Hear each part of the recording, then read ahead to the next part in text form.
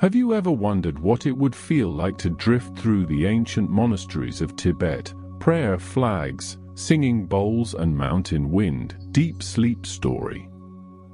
Welcome to Easy Drift Sleep.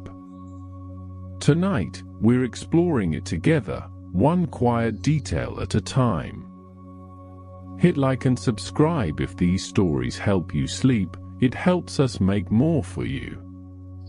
Now settle in, slow your breathing, and let your curiosity guide you gently into rest. The air begins to soften, a subtle shift in the atmosphere, as if the very fabric of the world is preparing for a hushed revelation. Imagine a journey, not of effort, but of gentle ascent, a quiet lifting above the familiar, leaving behind the intricate patterns of daily life. We begin this passage together, moving towards a place where time itself seems to slow, where the vastness of the sky meets the ancient wisdom of the earth. Our destination is nestled high in the heart of the Himalayas, a realm of profound stillness, where the air is thin and clear, carrying whispers of old tales and timeless peace. Picture now a landscape unfolding before your inner vision, one of immense scale and breathtaking beauty. Jagged peaks, crowned with eternal snow, pierce the sapphire sky, their slopes carved by millennia of wind and ice. Valleys spread out below, deep and verdant in places, stark and rocky in others, all bathed in a light that feels both ancient and utterly pure. This is the roof of the world, a place where the human spirit has long sought solace and understanding, a sanctuary carved from rock and sky. As we ascend, the world below recedes, becoming a distant memory, a faint echo. The sounds of the everyday diminish, replaced by a growing quietude, a profound hush that settles over the land. The air itself feels different here, crisp and invigorating, carrying the subtle scent of juniper, a fragrance that speaks of high altitudes and untamed wilderness. It is a scent that purifies, that clears the mind, preparing the senses for the unique tapestry of this sacred realm. Our journey is not one of haste, but of measured grace, a slow, deliberate approach to a place held in reverence for centuries. The path we follow is unseen, yet felt, guiding us ever upward, past craggy outcrops and along winding ridges. Each gentle rise brings us closer to the heart of this tranquility, to the very essence of peace that permeates these mountains. The vast, open sky above us stretches endlessly, a canvas of ever-deepening blue, hinting at the countless stars that will soon emerge to adorn its expanse. This is a journey designed to transport you, to lift you away from the concerns of the day, to guide you into a space where worries can gently dissipate like mist in the morning sun. The sheer immensity of the Tibetan landscape itself becomes a balm, a reminder of the smallness of our individual anxieties against the backdrop of such enduring grandeur. Here, amidst these towering sentinels of stone, a sense of perspective naturally arises, inviting a quiet release. We are approaching the sacred heart of Tibet, a land where spirituality is woven into the very fabric of existence, where monasteries cling to mountainsides as if born from the rock itself. These are not mere buildings, but living testaments to devotion, places where generations have sought enlightenment and cultivated inner peace. Their remote locations, often accessible only by arduous paths, underscore their profound quiet, their detachment from the clamor of the world. Imagine now the first subtle signs of human presence in this majestic wilderness. High above, almost imperceptible at first, you begin to discern faint streaks of color against the pale, rocky slopes. These are the prayer flags, known in Tibetan as lungta, meaning wind horse. They are not merely decorative, but deeply symbolic, carrying silent blessings on the mountain wind. These flags are typically square or rectangular cloths, often strung along diagonal lines from high peaks to lower points, or horizontally on long strings. As we draw nearer, the colors become more distinct: blue, white, red, green, and yellow.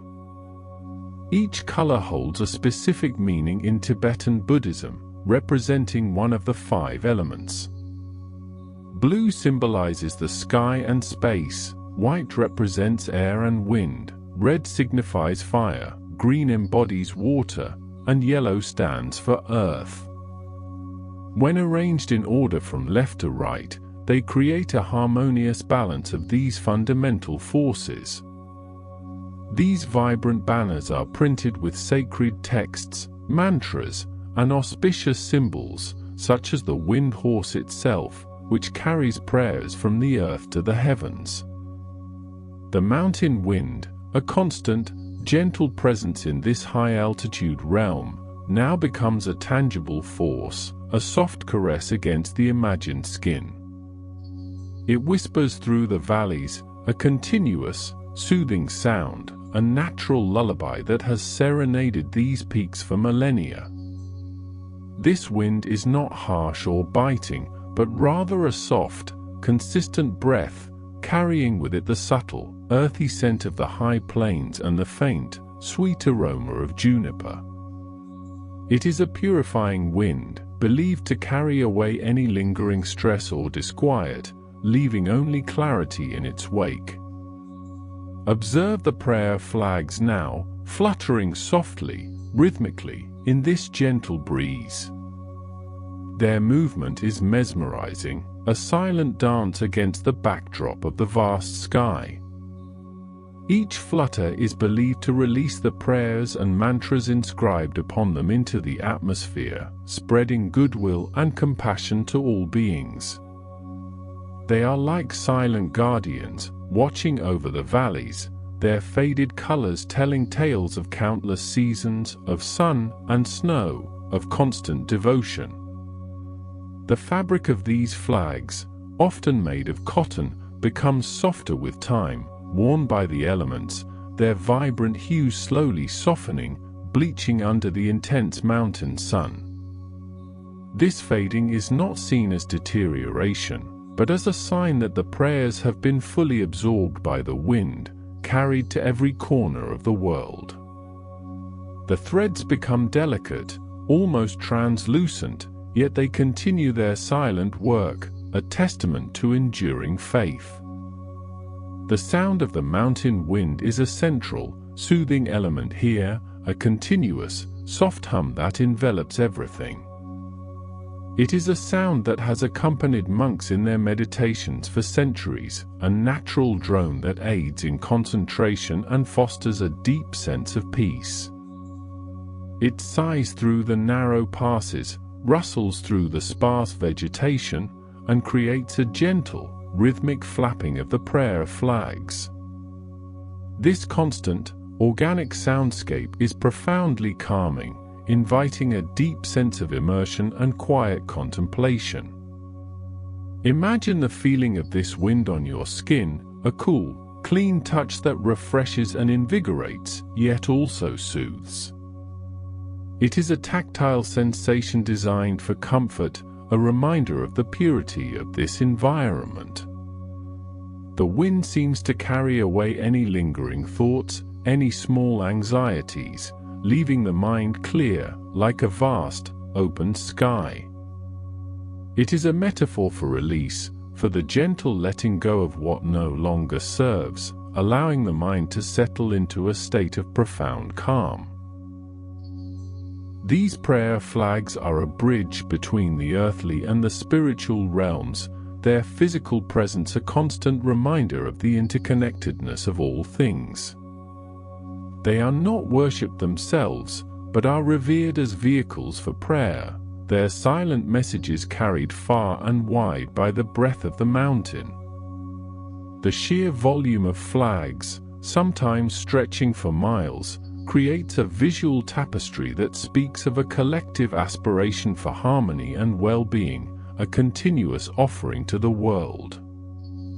As the light begins to shift, perhaps towards the golden hues of late afternoon or the soft silver of pre-dawn, the prayer flags take on a new luminosity. They glow against the pale sky, their movement a constant, gentle sway. The narrative of the wind and the flags is one of continuous blessing, a perpetual prayer whispered into the vastness. It is a reminder that even in the most remote corners of the world, there is a constant current of peace and intention flowing. The mountain wind here is more than just a natural phenomenon, it is personified as a gentle guide, leading us deeper into this landscape of tranquility. It carries the scent of ancient incense, a subtle, sweet aroma that hints at the proximity of sacred spaces. This scent mingles with the crisp mountain air, creating a unique olfactory experience that is both grounding and uplifting. It is a scent that has been associated with meditation and spiritual practice for millennia, further deepening the sense of peace. The visual of the flag's movement, rather than their specific messages, becomes the primary focus now. The gentle undulations, the soft flapping, the way they catch the light, all contribute to a hypnotic rhythm that draws the gaze and stills the mind. They are vibrant against the immense backdrop of the mountains, yet their movement is soft, almost imperceptible at times, a quiet breath of color in a world of rock and sky. These flags represent wishes for harmony and well-being, not just for the individual who places them, but for all sentient beings. They are a universal prayer, carried by a universal force. The mountain wind, in its ceaseless journey, becomes an agent of purification and renewal, sweeping through the valleys, cleansing the air, and carrying away any lingering thoughts or tensions that might cling to the mind. As we continue our gentle approach, the sound of the wind, though constant, begins to subtly interweave with another, distinct sound. This new resonance emerges from the quiet, a deep, sustained tone that seems to vibrate from the very earth itself. It is a sound that is both ancient and profoundly calming, a sound that has echoed through these mountains for centuries, a prelude to the inner sanctum of the monasteries. The whispers of the wind begin to give way, ever so slightly, to the unique resonance of the singing bowls. The unique resonance of the singing bowls now begins to gently assert itself, a deep, resonant hum that seems to emanate from the very heart of the mountains. This sound, a fundamental part of Tibetan spiritual practice, carries with it a history stretching back thousands of years. The earliest known metal bowls, often referred to as standing bells, originated in Mesopotamia around 3000 BCE, but their specific use in healing and spiritual contexts truly blossomed in the Himalayan regions. These bowls are traditionally crafted from an alloy of multiple metals, often 7, each representing a celestial body: gold for the sun, silver for the moon, mercury for Mercury, copper for Venus, iron for Mars, tin for Jupiter, and lead for Saturn. The precise composition, however, can vary, with some ancient bowls containing even more complex blends, their exact metallurgical secrets often guarded through generations of artisans. The process of creating a singing bowl is itself a meticulous art. It begins with the careful selection and purification of the metals. These metals are then melted together in a crucible, often over a slow, steady fire, allowing the different elements to fuse completely. Once the alloy is prepared, it is poured into a mold or hammered into shape from a flat disc. The hammering process is particularly crucial, as it strengthens the metal and contributes to the bowl's unique sonic properties. This can involve thousands of individual strikes, each carefully measured and applied, often by multiple smiths working in unison, their hammers rising and falling in a rhythmic dance. The bowls are then polished and sometimes etched with sacred symbols or mantras, adding another layer of spiritual significance to their physical form. As the sound grows clearer, it reveals the intricate layers of its harmonic structure. When a singing bowl is struck or rubbed with a mallet, it produces a complex array of overtones, not just a single fundamental note. These overtones interact and resonate, creating a sustained, enveloping sound that can seem to shift and evolve as it fills the space. The specific pitch and timbre of a bowl are influenced by its size, thickness, shape, and the precise composition of its metal. Larger bowls tend to produce deeper, lower tones, while smaller ones often yield higher, more delicate sounds. The mallets used to play them are also varied, made from wood, felt, or leather, each material eliciting a different quality of sound from the same bowl. The use of singing bowls in Tibetan monasteries is deeply intertwined with meditation and ritual. They are employed to mark the beginning and end of meditation sessions, to facilitate deep contemplation, and to create a sacred atmosphere for ceremonies. Lamas and practitioners often use them to guide their minds into a state of focused awareness, the sustained vibrations acting as an anchor for attention. The sound is believed to help clear the mind, balance energy, and promote a sense of inner peace. In some traditions, specific bowls are associated with different chakras or energy centers within the body, and their sounds are used to stimulate and harmonize these areas. As we draw closer, the individual notes within the sustained hum become more discernible. Perhaps it is a low, foundational B note, resonating with the earth, or a clear, bright F sharp, reaching towards the heavens. The sound does not just fill the air, it seems to permeate the very stone of the mountain, vibrating through the ground beneath our feet. This sensation is not merely auditory, it is tactile, a subtle tremor that suggests the deep integration of these practices with the natural world around them. The monasteries themselves are often built into or upon the rock, becoming extensions of the landscape, and their sounds become extensions of its ancient voice. The monasteries of Tibet are not merely buildings, they are living repositories of a rich cultural and spiritual heritage. Their history is long and often turbulent, mirroring the complex history of the Tibetan plateau itself.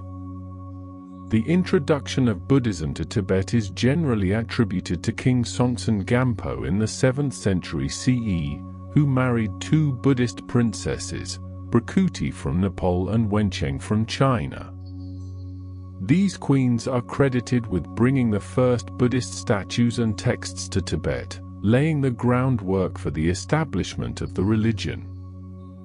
However, the true flourishing of monasticism began in the 8th century with the arrival of figures like Padmambhava, also known as Guru Rinpoche, who is revered as the founder of Tibetan Buddhism. Padmambhava, a tantric master from India, is said to have subdued the indigenous bond spirits and demons of Tibet, integrating them into the Buddhist pantheon as protectors of the Dharma.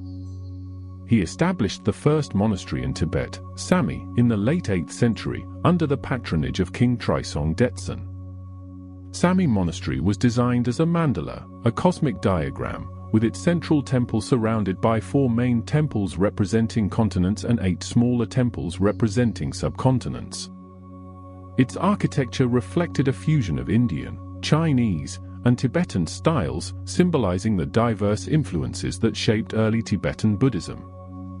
The establishment of Sami marked a pivotal moment, initiating the first wave of monastic construction and the systematic translation of Buddhist scriptures from Sanskrit into Tibetan. This period, known as the early propagation or first spreading of Buddhism, saw the emergence of a monastic tradition that would profoundly shape Tibetan society, culture, and governance.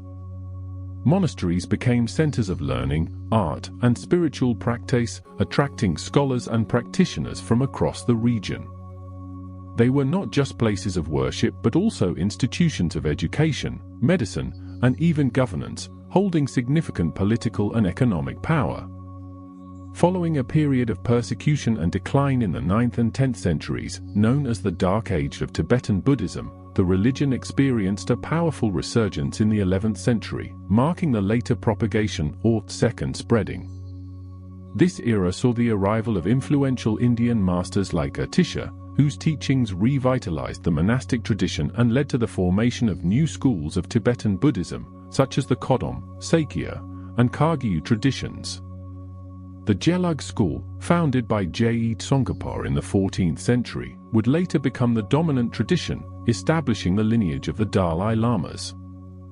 Each monastic tradition developed its own unique architectural styles, ritual practices, and philosophical emphasis, yet all shared a common commitment to the teachings of the Buddha. The monasteries grew in size and complexity, often housing thousands of monks and nuns, becoming vast spiritual cities nestled in the high valleys and mountainsides.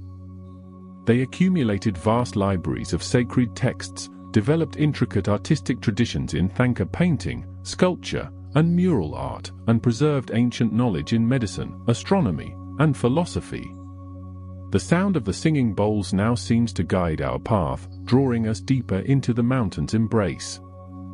The air grows cooler, carrying with it the crisp scent of juniper and the subtle aroma of incense, perhaps sandalwood or frankincense, wafting from unseen courtyards. The path, though still rugged, feels less arduous, as if the vibrations themselves are lending us strength, or perhaps simply easing the mind's perception of effort. The wind, which was once a dominant presence, has softened its voice, becoming a gentle whisper that harmonizes with the deep hum. As we round a bend in the ancient trail, the first glimpse of a monastery emerges from the mist-shrouded peaks. It is a breathtaking sight, a complex of whitewashed walls and dark timber roofs, crowned with gilded ornaments, clinging impossibly to the mountainside. Prayer flags, vibrant in their 5 traditional colors, blue for sky, white for air, red for fire, green for water, and yellow for earth, flutter in the breeze, their printed mantras carried on the wind to bless all beings. These flags are not merely decorative, they are integral to Tibetan spiritual practice, a visual representation of prayers and aspirations. The tradition of prayer flags dates back centuries, evolving from ancient Bon practices of hanging colored cloths to ward off evil spirits. With the advent of Buddhism, these cloths were inscribed with Buddhist mantras, prayers, and auspicious symbols. The most common type, known as lungta or wind horse, features a powerful horse carrying 3 flaming jewels, symbolizing the Buddha, the Dharma, and the Sangha, the 3 jewels of Buddhism. Surrounding the horse are various mantras and prayers, often including the universal mantra Om Mani Padme Hum, and images of mythical creatures like dragons, garudas, and tigers. Prayer flags are typically arranged in horizontal strings or vertical poles. Horizontal flags, called lungta, are square or rectangular and connected along their top edges to a long string, which is then hung between 2 points, such as trees or stupas. Vertical flags, known as darchog, are usually large single banners attached to a pole. They are often placed at the tops of mountains, on rooftops, or near monasteries and sacred sites. The colors are always arranged in a specific order: blue, white, red, green, and yellow, from left to right or top to bottom. This sequence represents the 5 elements and the 5 dhyani Buddhas, fundamental aspects of Vajrayana Buddhism. The purpose of prayer flags is not to carry prayers to the gods, but rather for the prayers and mantras to be blown by the wind and spread goodwill and compassion into all-pervading space. It is believed that as the wind passes over the flags, it purifies and sanctifies the air, carrying the blessings and merits of the prayers to all sentient beings. As the flags fade and fray over time, the prayers are thought to become a permanent part of the universe. This symbolizes the impermanence of all things and the continuous cycle of life and renewal. New flags are often hung on auspicious days, such as Tibetan New Year, to renew the blessings. The monastery before us is a testament to human ingenuity and devotion, built in harmony with its formidable environment. Its walls, often constructed from stone and mud, are thick and robust, designed to withstand the harsh mountain climate. The whitewash, made from a mixture of lime and water, not only brightens the structures but also acts as a natural disinfectant and weather sealant. The roofs, typically flat or gently sloped, are often adorned with gilded copper or bronze ornaments, such as victory banners, dharma wheels, and mythical creatures, which glitter under the high-altitude sun. These ornaments are not merely decorative, they carry profound symbolic meaning, representing the triumph of the Dharma and the protection of the monastery. As we approach the main entrance, the singing bowl sounds are joined by another, more rhythmic element, the low, guttural chanting of monks. This chanting, known as cho, is a profound form of vocal meditation, often involving multiphonic overtone singing, where a single monk produces multiple notes simultaneously. This unique vocal technique, developed over centuries in Tibetan monasteries, is achieved by manipulating the vocal tract and resonators to amplify specific harmonics. It creates a rich, complex sound that is both deeply resonant and mesmerizing, often described as sounding like multiple voices emanating from one throat. Tibetan chanting is not simply singing, it is a spiritual practice designed to cultivate concentration, generate merit, and invoke blessings. The texts chanted are typically Buddhist scriptures, mantras, and prayers, often recited in classical Tibetan. The rhythm and tempo of the chanting can vary widely, from slow, deliberate recitations that emphasize each syllable to rapid, almost hypnotic repetitions. The sound itself is considered sacred, a vehicle for transmitting the Dharma and purifying the mind. Monks spend years mastering these vocal techniques, often beginning their training at a young age within the monastic schools. The air around the monastery entrance is thick with the scent of burning juniper incense, a traditional offering in Tibetan Buddhism. Juniper is revered for its purifying properties and its ability to clear negative energies. The smoke, rising in thin tendrils, carries the prayers and intentions of the practitioners upwards, creating a sacred atmosphere. Beside the entrance, a row of prayer wheels, large cylindrical devices adorned with mantras, stands ready. Pilgrims and monks traditionally circumambulate the monastery, spinning these wheels as they go. Each prayer wheel, known as a manikolo, contains thousands, or even millions, of printed mantras rolled up tightly inside. Spinning the wheel clockwise is believed to have the same meritorious effect as reciting the mantras aloud, as the prayers are released into the universe with each rotation. The larger wheels are often powered by water or wind, ensuring a continuous release of blessings.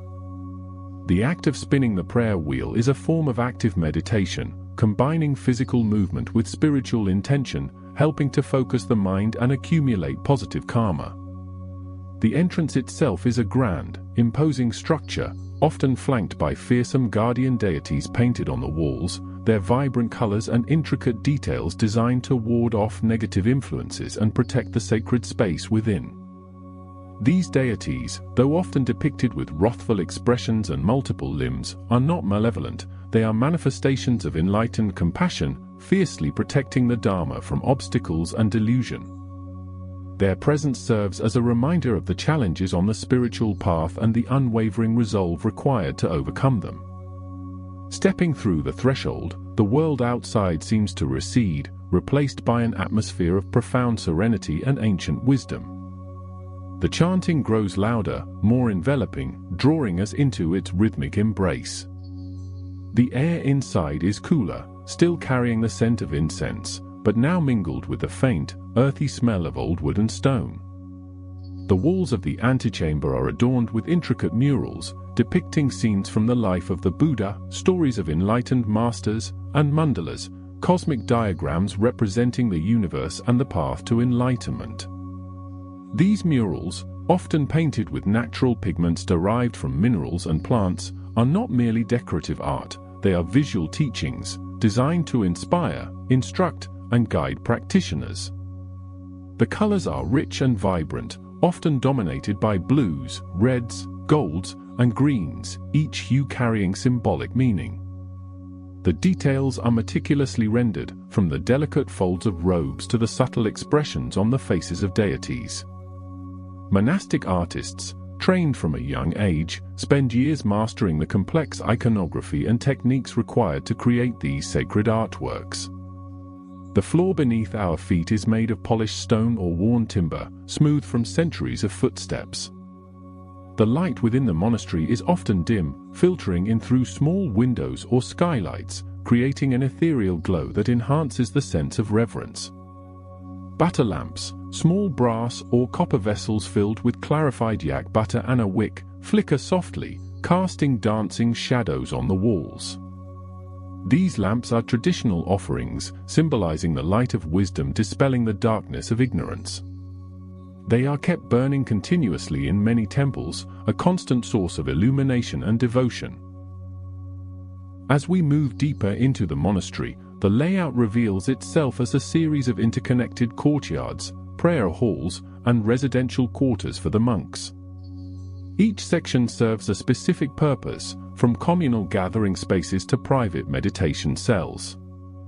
The architecture is designed to facilitate spiritual practice and community life, with open spaces for ceremonies and enclosed areas for solitary contemplation.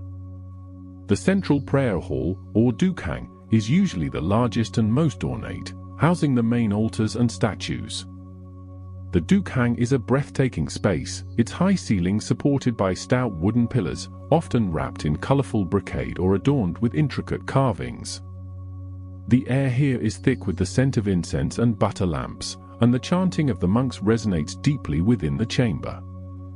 Rows of low cushions, or gadan, are arranged on the floor, where monks sit during their daily prayers and meditation sessions.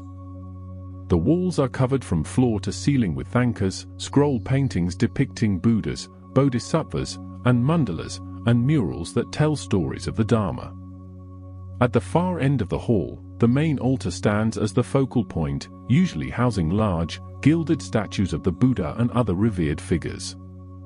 These statues, often crafted from clay, wood, or metal, are not merely representations, they are considered sacred objects infused with spiritual energy. Offerings of water, rice, flowers, and butter lamps are arranged meticulously before them, symbols of devotion and generosity. The statues are frequently adorned with precious jewels, silk scarves, and elaborate crowns, signifying their enlightened nature. The atmosphere in the prayer hall is one of profound peace and focused devotion. The chanting monks, seated in neat rows, sway gently with the rhythm of their voices, their eyes often downcast in contemplation. Their robes, typically maroon or saffron, add to the vibrant tapestry of the space. The sound of the singing bowls, though less distinct now amidst the chanting, still forms a subtle, underlying current, a constant harmonic presence that permeates the very fabric of the monastery. It is a sound that has accompanied countless generations of practitioners, a timeless echo of spiritual aspiration. The monastic day in Tibet is structured around a rigorous schedule of prayers, rituals, study, and meditation. Monks typically rise before dawn, often as early as 4 or 5 a.m., to begin their morning prayers. These prayers can last for several hours, involving extensive chanting, prostrations, and offerings. Following the morning session, there are periods for study, where monks delve into the vast corpus of Buddhist philosophy, logic, and metaphysics. Debates, a crucial part of monastic education, often take place in the courtyards, with monks engaging in lively discussions and challenging each other's understanding of the Dharma. Meals are simple and communal, often consisting of tsampa, roasted barley flour mixed with butter tea, along with vegetables and sometimes meat, depending on the tradition and location. The afternoon typically involves more study, meditation, or participation in monastic duties, which can range from maintaining the monastery grounds to assisting with rituals. Evening prayers conclude the day, often followed by further personal study or meditation. The discipline of monastic life is designed to cultivate wisdom, compassion, and ethical conduct, leading towards the ultimate goal of enlightenment. The monasteries also serve as vital centers for the preservation of Tibetan culture and knowledge. They house extensive libraries, containing ancient Buddhist texts, commentaries, and treatises on various subjects, including medicine, astrology, and art. Scribes meticulously copy and preserve these texts, ensuring their survival for future generations. The artistic traditions of Thangka painting, sculpture, and mural art are also passed down through monastic schools, where young monks learn the intricate techniques and iconography from master artists. The sound of the chanting and the subtle resonance of the singing bowls now weave together into a single, continuous tapestry of sound. The individual voices of the monks blend into a collective hum, a deep, resonant vibration that seems to emanate from the very core of the earth and rise towards the heavens. This sound is not merely heard, it is felt, a gentle pulsation that seems to align with the rhythm of one's own breath, slowing it, deepening it. The air itself feels imbued with a profound stillness, a sense of timelessness that transcends the ordinary flow of moments. The monastery, with its ancient stones and vibrant traditions, feels like a living, breathing entity, a sanctuary where the echoes of centuries of devotion still resonate. The flickering butter lamps cast long, dancing shadows, creating an atmosphere of quiet contemplation. The scent of incense, now a familiar and comforting presence, drifts gently through the air, a fragrant reminder of the sacred space. The world beyond these walls, the harsh winds, the rugged peaks, the demands of daily life, seems to fade into a distant memory, replaced by the immediate, enveloping calm of this sacred enclosure. The gentle hum of the singing bowls and the deep, rhythmic chanting of the monks continue, a lullaby of ancient wisdom. Their combined sound creates a profound sense of peace, a quiet warmth that settles over the mind and body. The sounds are not intrusive, they are an invitation, a soft beckoning to a deeper state of rest. The very air within this sacred space seems to hold a quality of stillness, a profound quietude that allows the mind to gently unburden itself. The soft, continuous resonance becomes a gentle current, carrying thoughts away, leaving behind a tranquil expanse. This enveloping calm, born of centuries of devotion and mountain solitude, now gently cradles the awareness, preparing it for an even deeper stillness. The enveloping calm, born of centuries of devotion and mountain solitude, now gently cradles the awareness, preparing it for an even deeper stillness. This journey into the heart of the Tibetan plateau begins not with a sudden shift, but with a gradual, almost imperceptible descent, much like the slow, deliberate turning of a prayer wheel, each rotation deepening the sense of peace. We begin our exploration high above the clouds, where the very air thins and sharpens, carrying with it the ancient scent of juniper smoke and the distant, echoing calls of mountain birds. Imagine the vast, rugged expanse of the Tibetan plateau, often called the roof of the world, a land sculpted by millennia of glacial action and tectonic forces. This immense geographical feature, with an average elevation exceeding 4,500 meters, is the highest and largest plateau on Earth. Its sheer scale is difficult to comprehend, stretching for thousands of kilometers, cradling some of the world's most formidable mountain ranges, the Himalayas, to the south, the Karakoram, to the west, and the Kunlun, to the north. These colossal peaks, many perpetually capped with snow and ice, form natural barriers, isolating Tibet for much of its history and fostering a unique cultural and spiritual development. The plateau itself is a mosaic of diverse landscapes, vast, treeless steppes where nomadic herders guide their yaks and sheep, shimmering turquoise lakes fed by glacial meltwater, and deep, verdant river valleys that carve their way through the otherwise austere terrain. The climate is extreme, characterized by long, harsh winters and short, cool summers. Yet, it is precisely this challenging environment that has shaped the resilience and profound spirituality of the Tibetan people. Their monasteries, clinging to cliffsides or nestled in remote valleys, are not merely structures of stone and timber, they are testaments to an unwavering faith, built in harmony with, and often seemingly carved directly from, the very mountains themselves. One of the most striking visual elements of the Tibetan landscape, ubiquitous from the lowest valleys to the highest passes, are the prayer flags. Known as lungta in Tibetan, meaning wind horse, these colorful rectangular cloths are inscribed with sacred texts and symbols. They are strung along mountain ridges, across river valleys, and around the perimeters of monasteries and stupas, fluttering ceaselessly in the mountain wind. The 5 colors of the prayer flags, blue, white, red, green, and yellow, represent the 5 elements: blue for sky or space, white for air or wind, red for fire, green for water, and yellow for earth. Each color also corresponds to a specific Buddha and a particular wisdom.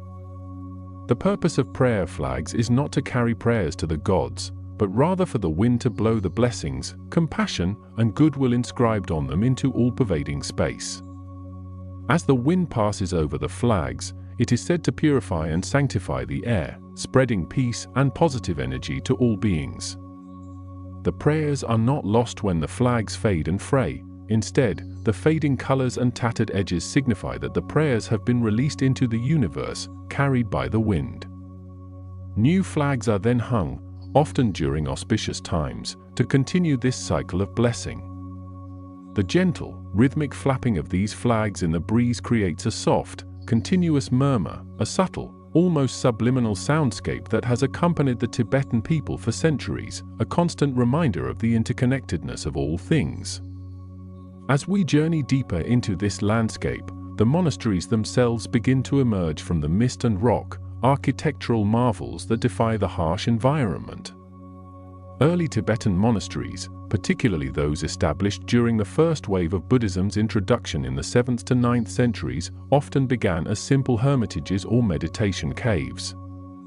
These were places of profound solitude, where practitioners could engage in intense spiritual practice, often for years or even decades, far removed from worldly distractions. The very first monastery in Tibet, Sami, founded in the 8th century by King Trisong Detsen and the Indian master Padmambhava, was meticulously designed as a mandala, a symbolic representation of the universe. Its central temple, surrounded by 4 smaller temples representing the continents and 8 even smaller ones representing subcontinents, was a physical embodiment of Buddhist cosmology. The construction of these monasteries was an immense undertaking, requiring not only profound spiritual dedication but also extraordinary engineering skill. Materials often had to be transported over vast distances, sometimes carried by yaks or even on the backs of pilgrims. Stone was quarried from the mountainsides, timber was carefully selected and cut from the sparse forests, and clay for bricks was sourced from riverbeds. The architectural style evolved over centuries, blending indigenous Tibetan traditions with influences from India and Nepal. Thick, tapering walls, often painted white with dark red or brown bands, provided insulation against the extreme temperatures and structural stability against strong winds and seismic activity.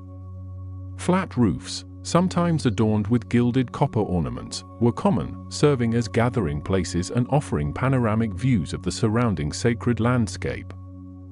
Within these monastic complexes, life was, and in many places still is, governed by a strict daily routine centered around study, meditation, and ritual. The monks, or lamas, dedicate their lives to the pursuit of enlightenment, following the teachings of the Buddha. Their days begin before dawn, often with prostrations and prayers, followed by extensive periods of scriptural study and philosophical debate. These debates, a cornerstone of Tibetan Buddhist education, are highly formalized and dynamic, involving intricate logical arguments and often accompanied by dramatic gestures and clapping. The sound of these debates, a rhythmic chant-like cadence punctuated by sharp claps, can echo through the monastic courtyards, a vibrant intellectual energy permeating the ancient stones. The soundscape of a Tibetan monastery is remarkably rich and varied, yet always imbued with a sense of reverence. Beyond the flapping prayer flags and the intellectual debates, one often hears the deep, resonant tones of the singing bowls. These ancient instruments, typically made from an alloy of several metals, produce a complex, sustained sound when played by rubbing a mallet around their rim or striking them gently. The specific combination of metals, the size and shape of the bowl, and the technique of the player all contribute to the unique harmonic overtones and vibrational qualities of each bowl. Singing bowls have been used in the Himalayan region for centuries, primarily for meditation, ritual, and healing. Their origins are somewhat shrouded in mystery, but they are believed to have been brought to Tibet from India and Nepal. The sound they produce is often described as deeply calming and centering, capable of inducing a state of deep relaxation and meditative awareness. The sustained vibrations are thought to resonate with the body's own energy centers, promoting balance and well-being. When played in a monastic setting, often during meditation sessions or during specific rituals, their sound becomes a focal point, a gentle anchor for the mind, guiding it towards stillness. The mountain wind itself is an ever-present, elemental force in Tibet, shaping not only the landscape but also the very character of its people and their spiritual practices. It can be a gentle whisper, rustling through the prayer flags, or a fierce, howling gale that whips snow across the passes. Yet, even in its most powerful manifestations, the wind is seen not as an adversary but as an integral part of the natural world, a force that carries blessings and purifies the air. The sound of the wind, whether a soft sigh or a distant roar, becomes a natural drone, a continuous, organic hum that underscores all other sounds. It is the breath of the mountains, a constant reminder of the vastness and wildness of this sacred land. Consider the daily rituals that unfold within these ancient walls. Monks gather in the main assembly hall, or dukhang, a vast space often adorned with intricate thankas, painted scrolls depicting deities, mandalas, or scenes from the Buddha's life, and statues of revered lamas and Buddhas. The air inside is often thick with the scent of butter lamps, which burn continuously, offering light and symbolizing the dispelling of ignorance. The rhythmic chanting of prayers, often in deep, guttural tones, fills the hall, creating a powerful, immersive sound. These chants are not mere recitations, they are complex melodic structures, often performed antiphonally or in unison, designed to focus the mind and invoke specific spiritual qualities. The sound reverberates off the ancient pillars and high ceilings, creating a palpable sense of sacred space. The instruments used during these rituals are also distinctive. Long, telescopic trumpets called dungchen produce a deep, resonant, almost primordial sound that can carry for miles across the mountain valleys. These are often played at dawn or dusk, or during significant ceremonies, their low, booming note signaling the beginning or end of important events. Smaller trumpets, conch shells, dungkar, hand drums, daremaru, and cymbals, rolmo, also contribute to the rich tapestry of ritual sound, each instrument playing a specific role in the complex orchestrations of monastic ceremonies. These sounds are not meant to be entertainment, they are tools for spiritual practice, designed to awaken consciousness and facilitate connection with the divine. The architecture of these monasteries is not merely functional, it is deeply symbolic. The tiered roofs, often with upturned eaves, are reminiscent of traditional Chinese and Nepalese styles, yet adapted to the Tibetan environment. The vibrant colors used in decoration, deep reds, blues, greens, and golds, are not arbitrary, they carry specific meanings in Buddhist iconography. The intricate murals and frescoes that adorn the walls tell stories of the Buddha's life, depict various deities, and illustrate complex philosophical concepts, serving as visual teachings for the monks and pilgrims alike.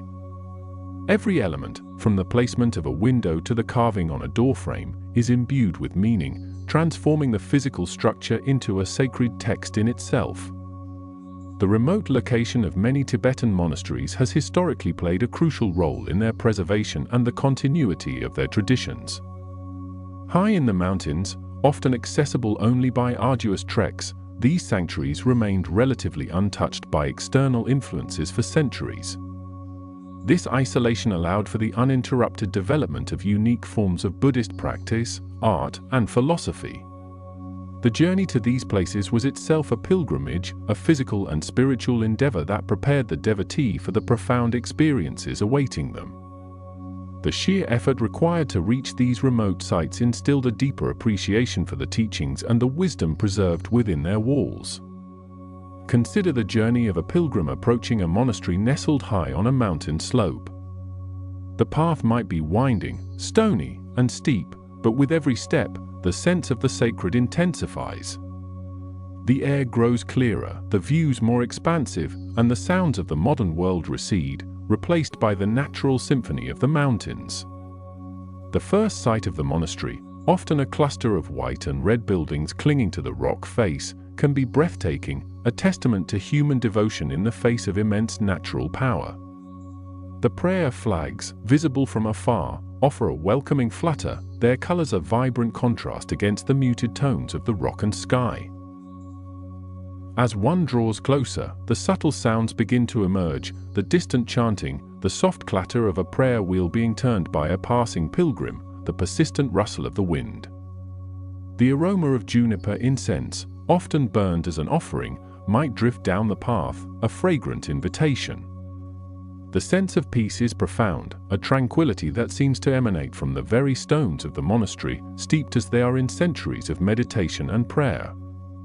This is not an empty silence, but a rich, resonant quietude filled with the echoes of devotion. The practice of circumambulation, or kora, is central to Tibetan Buddhist pilgrimage. Monasteries, stupas, and sacred mountains are circled clockwise by pilgrims, often for hours or even days, as a form of meditation and prayer. This repetitive, rhythmic movement, combined with the turning of prayer wheels and the recitation of mantras, creates a deeply meditative state.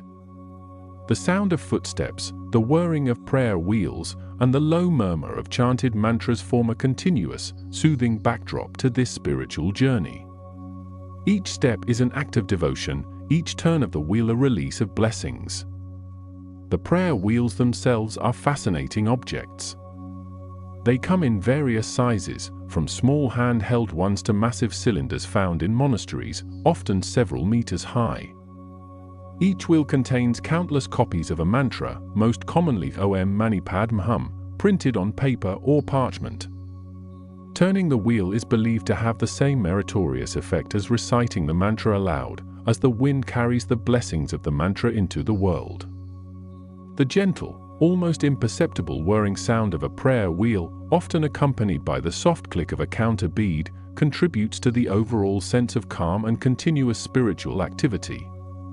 The concept of impermanence, a fundamental teaching in Buddhism, is visibly embodied in the prayer flags. As they fade and fray, they remind us that all things are subject to change, that nothing lasts forever. This understanding, rather than being a source of sadness, is often seen as a liberation, encouraging detachment from worldly concerns and a focus on the present moment and spiritual growth. The mountain wind, which carries away the prayers and eventually the flags themselves, becomes a metaphor for this constant flux, a gentle reminder of the cyclical nature of existence. The monasteries also serve as centers of learning, preserving ancient texts and traditions. Libraries within these complexes house thousands of sutras, commentaries, and philosophical treatises, many of which are centuries old. The painstaking process of copying these texts by hand, often illuminated with intricate designs, was a form of meditation in itself, ensuring the continuity of knowledge across generations. The quiet rustle of pages, the soft scratching of pens, and the focused silence of scholars at work add another layer to the monastery soundscape, a testament to the enduring pursuit of wisdom. The daily life of a monk is a rigorous path of self-discipline and devotion. From the early morning rituals to the late-night study sessions, every activity is imbued with spiritual purpose. The simple, often sparse, living quarters reflect a commitment to non-attachment and a focus on inner development rather than material possessions. The communal meals, often consisting of tsampa, pronounced sampar, roasted barley flour mixed with butter tea, are taken in silence or accompanied by quiet contemplation. This deliberate reduction of external stimuli fosters an environment conducive to deep introspection and spiritual insight. The butter lamps, which are ubiquitous in Tibetan monasteries, are more than just sources of light. They are offerings, symbolizing the illumination of wisdom and the dispelling of ignorance. The flickering flames, often numbering in the hundreds or even thousands in larger halls, cast a warm, dancing glow on the statues and murals, creating an atmosphere of profound reverence. The subtle scent of yak butter, combined with the juniper incense, creates a unique olfactory signature deeply associated with these sacred spaces. The mountain wind, as it sweeps across the vast plateau, carries not only the blessings of the prayer flags but also the very essence of this land.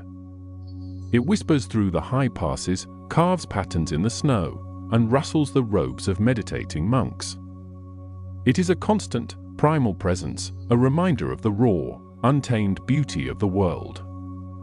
Its sound, sometimes a soft sigh, sometimes a powerful roar, is the voice of the wilderness, a natural mantra that harmonizes with the human-made sounds of prayer and ritual.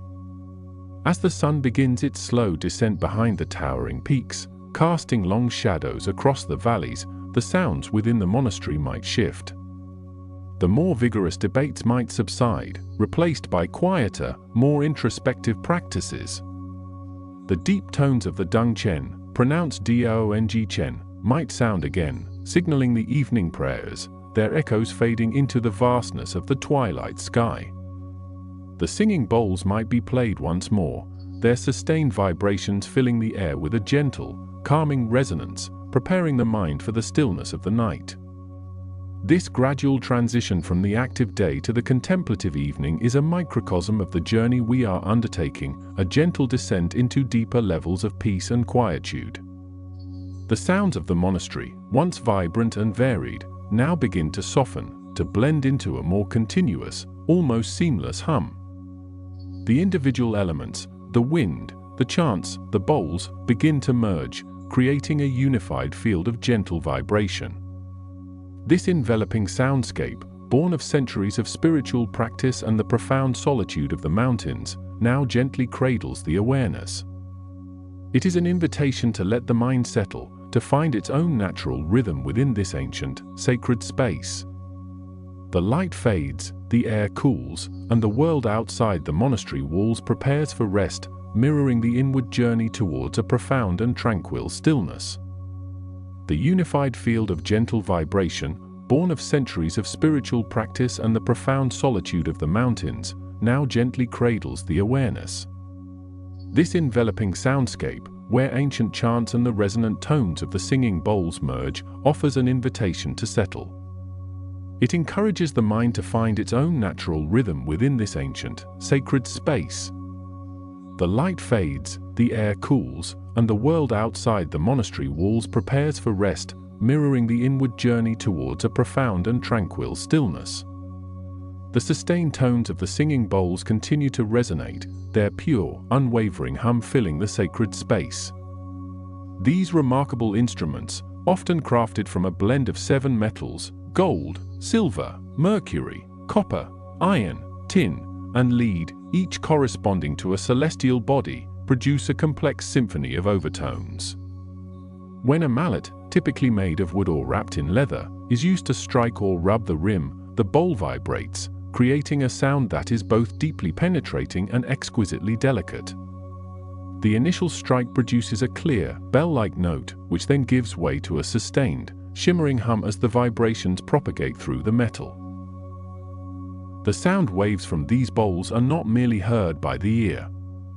They are felt throughout the body. The vibrations travel through the air, through the very bones and tissues, creating a subtle internal resonance. This phenomenon is often described as a gentle internal massage, a harmonizing process that encourages a deep sense of physical and mental calm. The specific frequencies and overtones produced by each bowl are unique, depending on its size, shape, and the precise composition of its metal alloy. Some bowls produce lower, grounding tones, while others sing with higher, more ethereal notes, creating a rich tapestry of sound. The ancient craft of making these singing bowls is steeped in history, with origins tracing back thousands of years across the Himalayan region. While their exact beginnings are shrouded in the mists of time, they have long been used in spiritual practices, ceremonies, and for healing. The process of their creation is meticulous, involving skilled artisans who forge and shape the metal, often by hand, ensuring the perfect balance and resonance. Each bowl is a testament to this ancient wisdom, carrying within its form the echoes of countless generations of craftsmanship and spiritual intent. As the sustained hum of the bowls gently washes over the listener, it acts as a subtle guide, helping to quiet the incessant inner chatter of the mind. The pure, unwavering nature of the sound provides a focal point, drawing the attention away from distracting thoughts and towards a state of focused presence. It is not a demanding sound, but rather an inviting one, allowing the mind to rest upon its gentle undulations. The vibrations seem to clear the mental landscape, creating a sense of spaciousness and clarity. Sometimes, the sound of the bowls is accompanied by the distant, rhythmic chanting of monks. Their voices, low and resonant, blend seamlessly with the bowls, forming a hypnotic background sound. This chanting, often a repetition of sacred mantras, carries its own unique vibrational quality, adding another layer to the enveloping soundscape. The combined effect is one of profound peace, a feeling of being completely immersed in a sacred sonic environment. The subtle, rhythmic sound of a monk's breath, almost imperceptible, can sometimes be heard in the quiet moments between the chants, a gentle reminder of the living presence within these ancient walls. The final notes of the singing bowls fade slowly into silence, leaving behind a lingering echo, a subtle vibration that seems to hang in the air. This gradual dissolution of sound is as important as the sound itself, highlighting the profound silence that follows. This emptiness is not a void, but rather a space of deep potential, conducive to stillness and rest.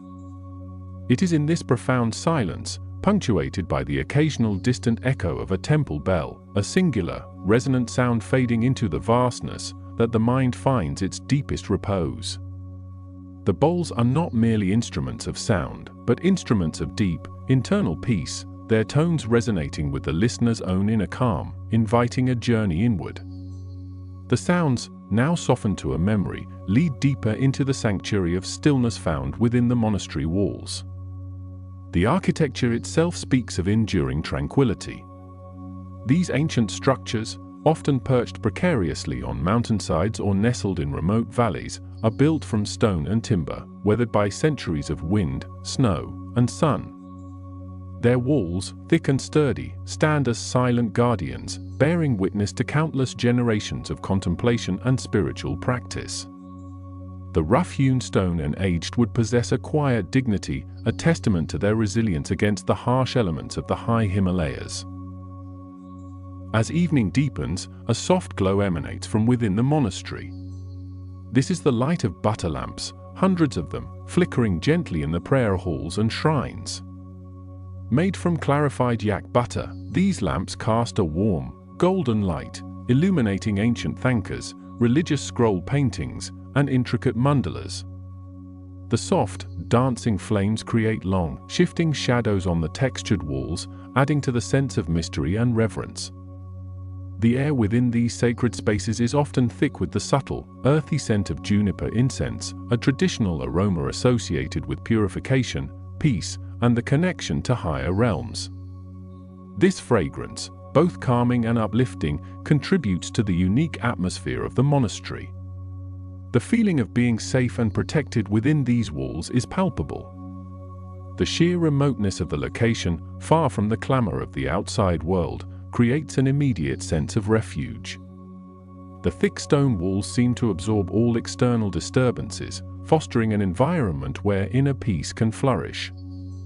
One can almost feel the solid earth beneath, grounding the spirit, connecting it to the ancient foundations of the monastery and the vast, enduring landscape around it.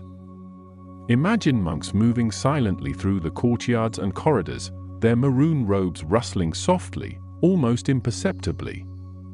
Their footsteps are light, their presence quiet, adding to the pervasive sense of peace.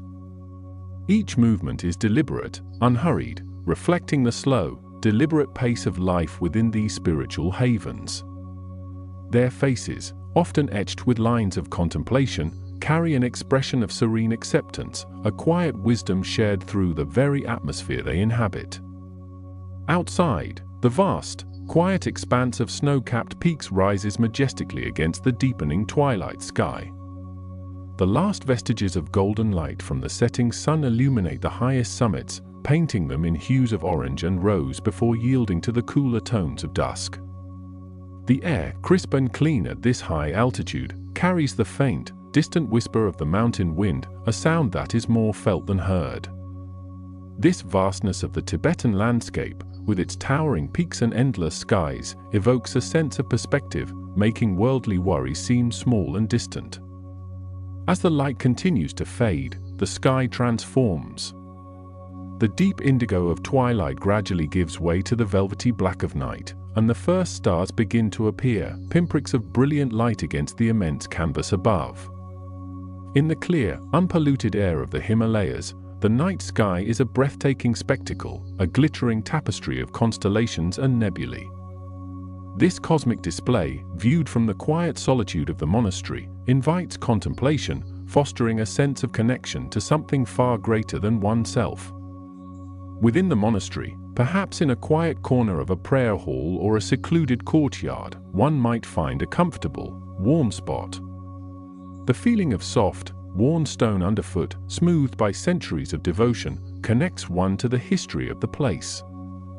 Perhaps there is the subtle warmth emanating from a small, contained fire in a traditional Tibetan stove, or from the radiant heat of butter lamps.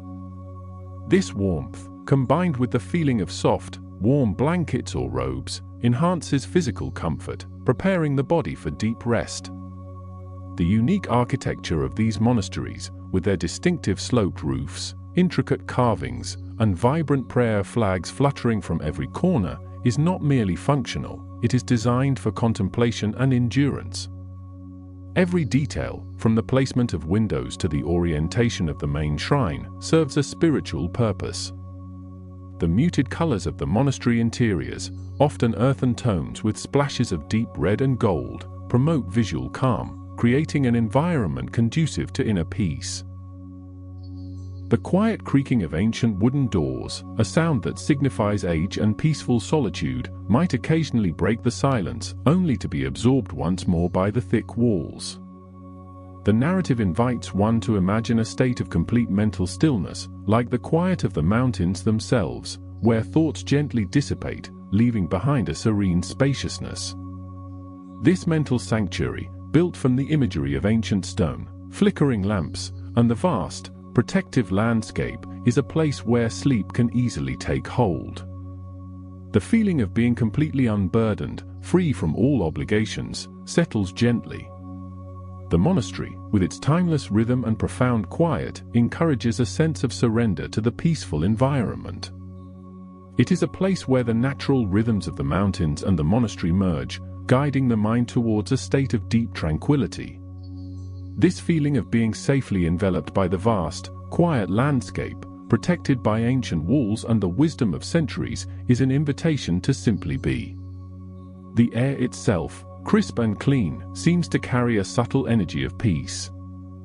The subtle changes in light and shadow as the night deepens create a visual lullaby, aiding in relaxation. The focus remains on the gentle fading of light, transitioning from twilight to the starlit night, mirroring the internal journey towards deeper rest. The story aims to create a sense of timelessness, where the present moment is all that matters, where the past and future recede, leaving only the profound stillness of now.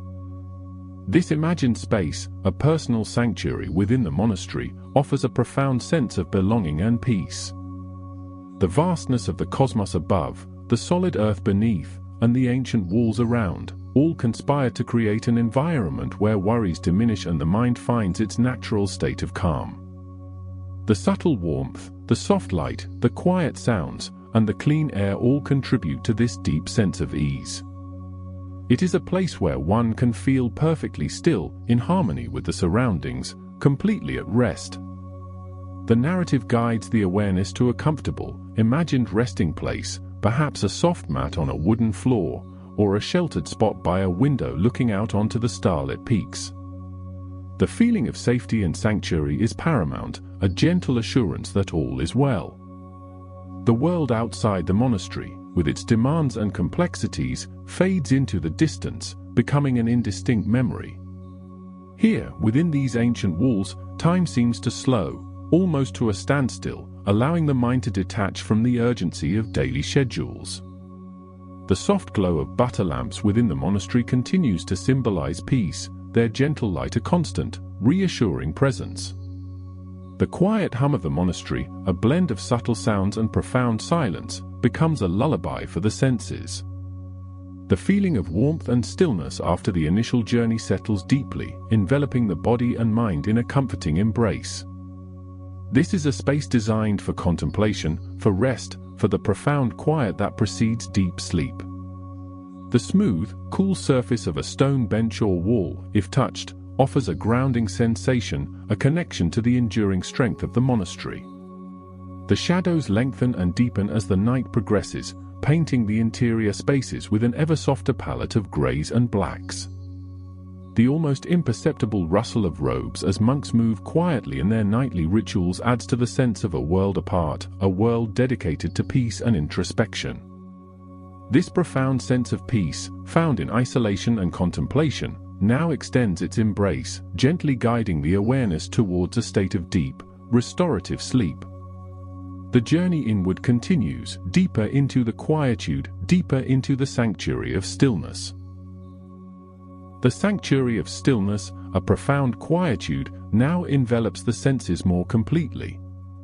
The mountain wind, a constant companion, whispers its ancient tales around the monastery walls, its voice a soft, rhythmic lullaby. Within these hallowed grounds, the traditions of centuries unfold, each practice a thread woven into the rich tapestry of Tibetan Buddhism. The very air here seems imbued with devotion, a palpable presence that settles gently upon the spirit. Consider the prayer flags, those vibrant banners that flutter from every peak and rooftop, their colors a striking contrast against the pale sky. Each flag is a testament to aspiration, a silent prayer carried on the wind. Traditionally, these flags are known as lungta, meaning wind horse, symbolizing the swiftness of good fortune and the spreading of blessings. They are not merely decorative, they are active participants in the spiritual life of the monastery and the surrounding community. The 5 colors, blue, white, red, green, and yellow, represent the 5 elements, sky, air, fire, water, and earth, respectively. Each color also corresponds to a specific Buddha and a particular wisdom. Blue for Akshobhya and all-encompassing wisdom, white for Vajrasattva and mirror-like wisdom, red for Amitabha and discriminating wisdom, green for Amoghasiddhi and all-accomplishing wisdom, and yellow for Ratnasambhava and the wisdom of equanimity. The texts printed on these flags are not random verses. They often include mantras, short sacred phrases, and auspicious symbols. The most common mantra is Om Mani Padme Hum, the universal mantra of compassion associated with Avalokiteshvara, the Bodhisattva of compassion. Other common symbols include the 8 auspicious symbols, such as the endless knot, the lotus flower, and the victory banner, each carrying deep symbolic meaning within Buddhist cosmology. The purpose of these flags is not for the deities to read the prayers, but for the wind to carry the blessings and good wishes depicted on them to all beings. As the wind passes over the flags, it is said to become purified and sanctified, spreading peace and compassion throughout the world. The fading of the colors and the fraying of the fabric are not seen as decay, but as a sign that the prayers have been released and the blessings dispersed. New flags are then hung, often during auspicious times like the Tibetan New Year, to renew these intentions. The placement of prayer flags is also significant. They are typically strung horizontally on long lines, known as lungta, or vertically on poles, known as darchog. The horizontal flags are often found connecting mountain passes, monastery entrances, and sacred trees, while the vertical flags are often planted in the ground near homes or stupas.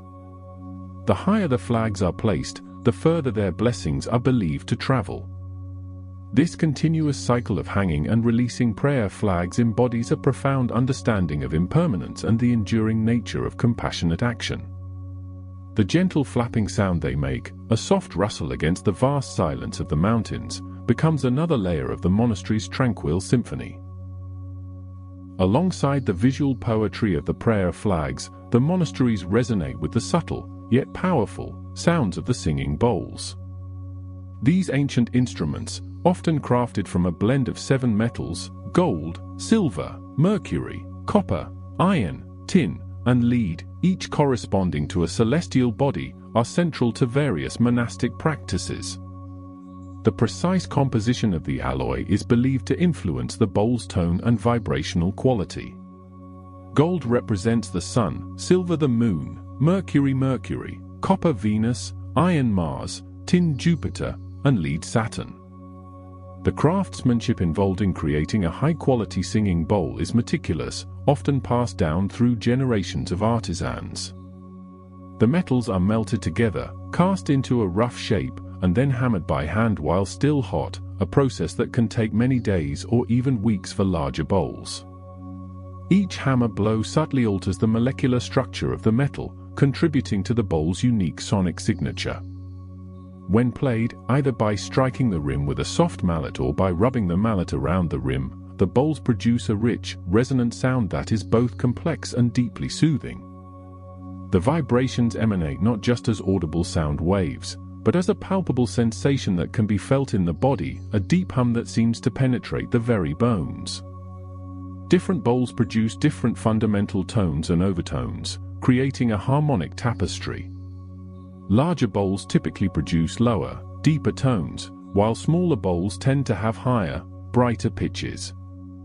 The specific frequencies generated are often associated with various energy centers or chakras within the body, and the sound is believed to help balance and align these centers.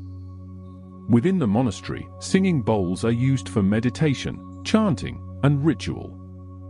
They mark the beginning and end of meditation sessions, their sustained tones helping practitioners transition into and out of states of deep contemplation. They can also be used during specific prayers or ceremonies, their vibrations believed to enhance the spiritual potency of the ritual. The sound itself is considered sacred, a manifestation of the primordial sound, Om, from which all creation is said to have emerged. Listening to the bowls can be a deeply immersive experience, the sustained tones providing a focal point for the mind, gently guiding it away from external distractions and towards an inner stillness. The sound waves propagate through the air, filling the monastic halls with a gentle, undulating presence, a sonic embrace that encourages a state of profound calm. The mountain wind, ever present, weaves through these elements, a natural instrument adding its own unique voice to the monastic soundscape. It sculpts the snowdrifts, polishes the ancient stones, and carries the scent of juniper and high-altitude herbs. The wind in Tibet is not merely a meteorological phenomenon, it is a powerful force, often personified in local folklore and spiritual beliefs. It can be fierce and biting, a reminder of the harsh realities of the high plateau, or it can be a gentle zephyr, a soft breath carrying the essence of the sacred landscape. The sound of the wind, as it whistles through narrow passes or sighs around the corners of a chorten, is a constant, elemental presence. It is the sound of vastness, of untamed nature, and of an ancient land breathing. Monks, through centuries of observation, have learned to live in harmony with this powerful force. Their architecture is designed to withstand its intensity, with thick stone walls and low, sturdy roofs. Their daily rhythms are often dictated by its moods, especially during the long, harsh winters. The wind carries the scent of burning incense from the monastery altars, dispersing it across the valleys, a fragrant offering to the deities and a blessing for the land. It rustles the prayer flags, activating their blessings, and carries the faint echoes of chanting from the main assembly hall. This interplay between human devotion and natural forces creates a unique spiritual ecosystem, where every element contributes to the overall sense of peace and sacredness. The daily life within these monasteries is structured around a rigorous schedule of prayer, study, and meditation, all punctuated by the subtle rhythms of the environment. Before dawn, the first sounds are often the deep, resonant calls of the dungchen, the long Tibetan horns, summoning the monks to morning prayers. These horns, often several meters long, produce a deep, sustained tone that carries for miles across the mountain valleys, a sound that awakens not just the monks, but the very landscape itself. The sound is primal, ancient, a direct connection to the vastness of the plateau. Inside the Larkang, the assembly hall, the air is thick with the scent of butter lamps and juniper incense. Hundreds of butter lamps, small brass or copper vessels filled with clarified yak butter and a wick, cast a warm, flickering glow, illuminating the intricate thankas and statues. The thankas, scroll paintings depicting deities, mandalas, or scenes from the Buddha's life, are meticulously crafted, often taking months or even years to complete. The artists use natural pigments derived from minerals and plants, creating vibrant colors that retain their brilliance for centuries. Each brushstroke is a meditative act, imbued with devotion and precision. The light from the butter lamps dances across these sacred images, bringing them to life with a gentle, ethereal movement. The chanting begins, a low, guttural drone that vibrates through the very foundations of the building. Tibetan chanting is unique, often involving polyphonic overtone singing, where a single monk can produce multiple notes simultaneously. This technique, known as kume or throat singing, creates a rich, complex soundscape that is both deeply moving and profoundly calming. The chants are not merely melodic, they are recitations of sacred texts, mantras, and prayers, performed with utmost concentration and devotion. The rhythm is steady, hypnotic, a continuous flow of sound that washes over the listeners, inviting them into a state of deep meditative awareness. The collective voice of the monks, sometimes numbering in the hundreds, creates a powerful sonic field, a living prayer that fills the space. During these chanting sessions, monks sit on cushions arranged in rows, their maroon robes a uniform presence in the subdued light. Their hands often hold mala beads, prayer beads typically made of wood, bone, or precious stones, used to count mantra repetitions. Each bead represents a mantra, and as the monk rotates the beads between their fingers, they are engaged in a tactile, repetitive act that helps to focus the mind. The subtle click of the beads, the rustle of robes, and the occasional clearing of a throat are the only sounds that punctuate the continuous flow of the chanting. The atmosphere is one of profound reverence and collective concentration, a shared journey into the depths of spiritual practice. The architecture of the monasteries themselves contributes to this sense of deep calm. Built from stone, mud brick, and timber, often clinging to cliff faces or perched on remote mountain slopes, they are designed to be both fortresses against the elements and sanctuaries for the spirit. The thick walls provide insulation against the extreme temperatures, keeping the interiors cool in summer and relatively warm in winter. The layout often follows traditional patterns, with a central assembly hall, surrounded by smaller temples, monastic residences, and courtyards. Stupas, dome-shaped structures containing relics or sacred texts, are often found within the monastery grounds, serving as focal points for circumambulation and prayer. The whitewashed walls, often adorned with colorful murals and intricate carvings, tell stories of Buddhist cosmology, historical figures, and moral teachings. The courtyards, often paved with rough-hewn stones, offer open spaces where monks can gather, perform rituals, or simply contemplate the vastness of the sky. The air in these courtyards is crisp and clean, carrying the faint scent of the high altitude, a blend of dry earth and distant snow.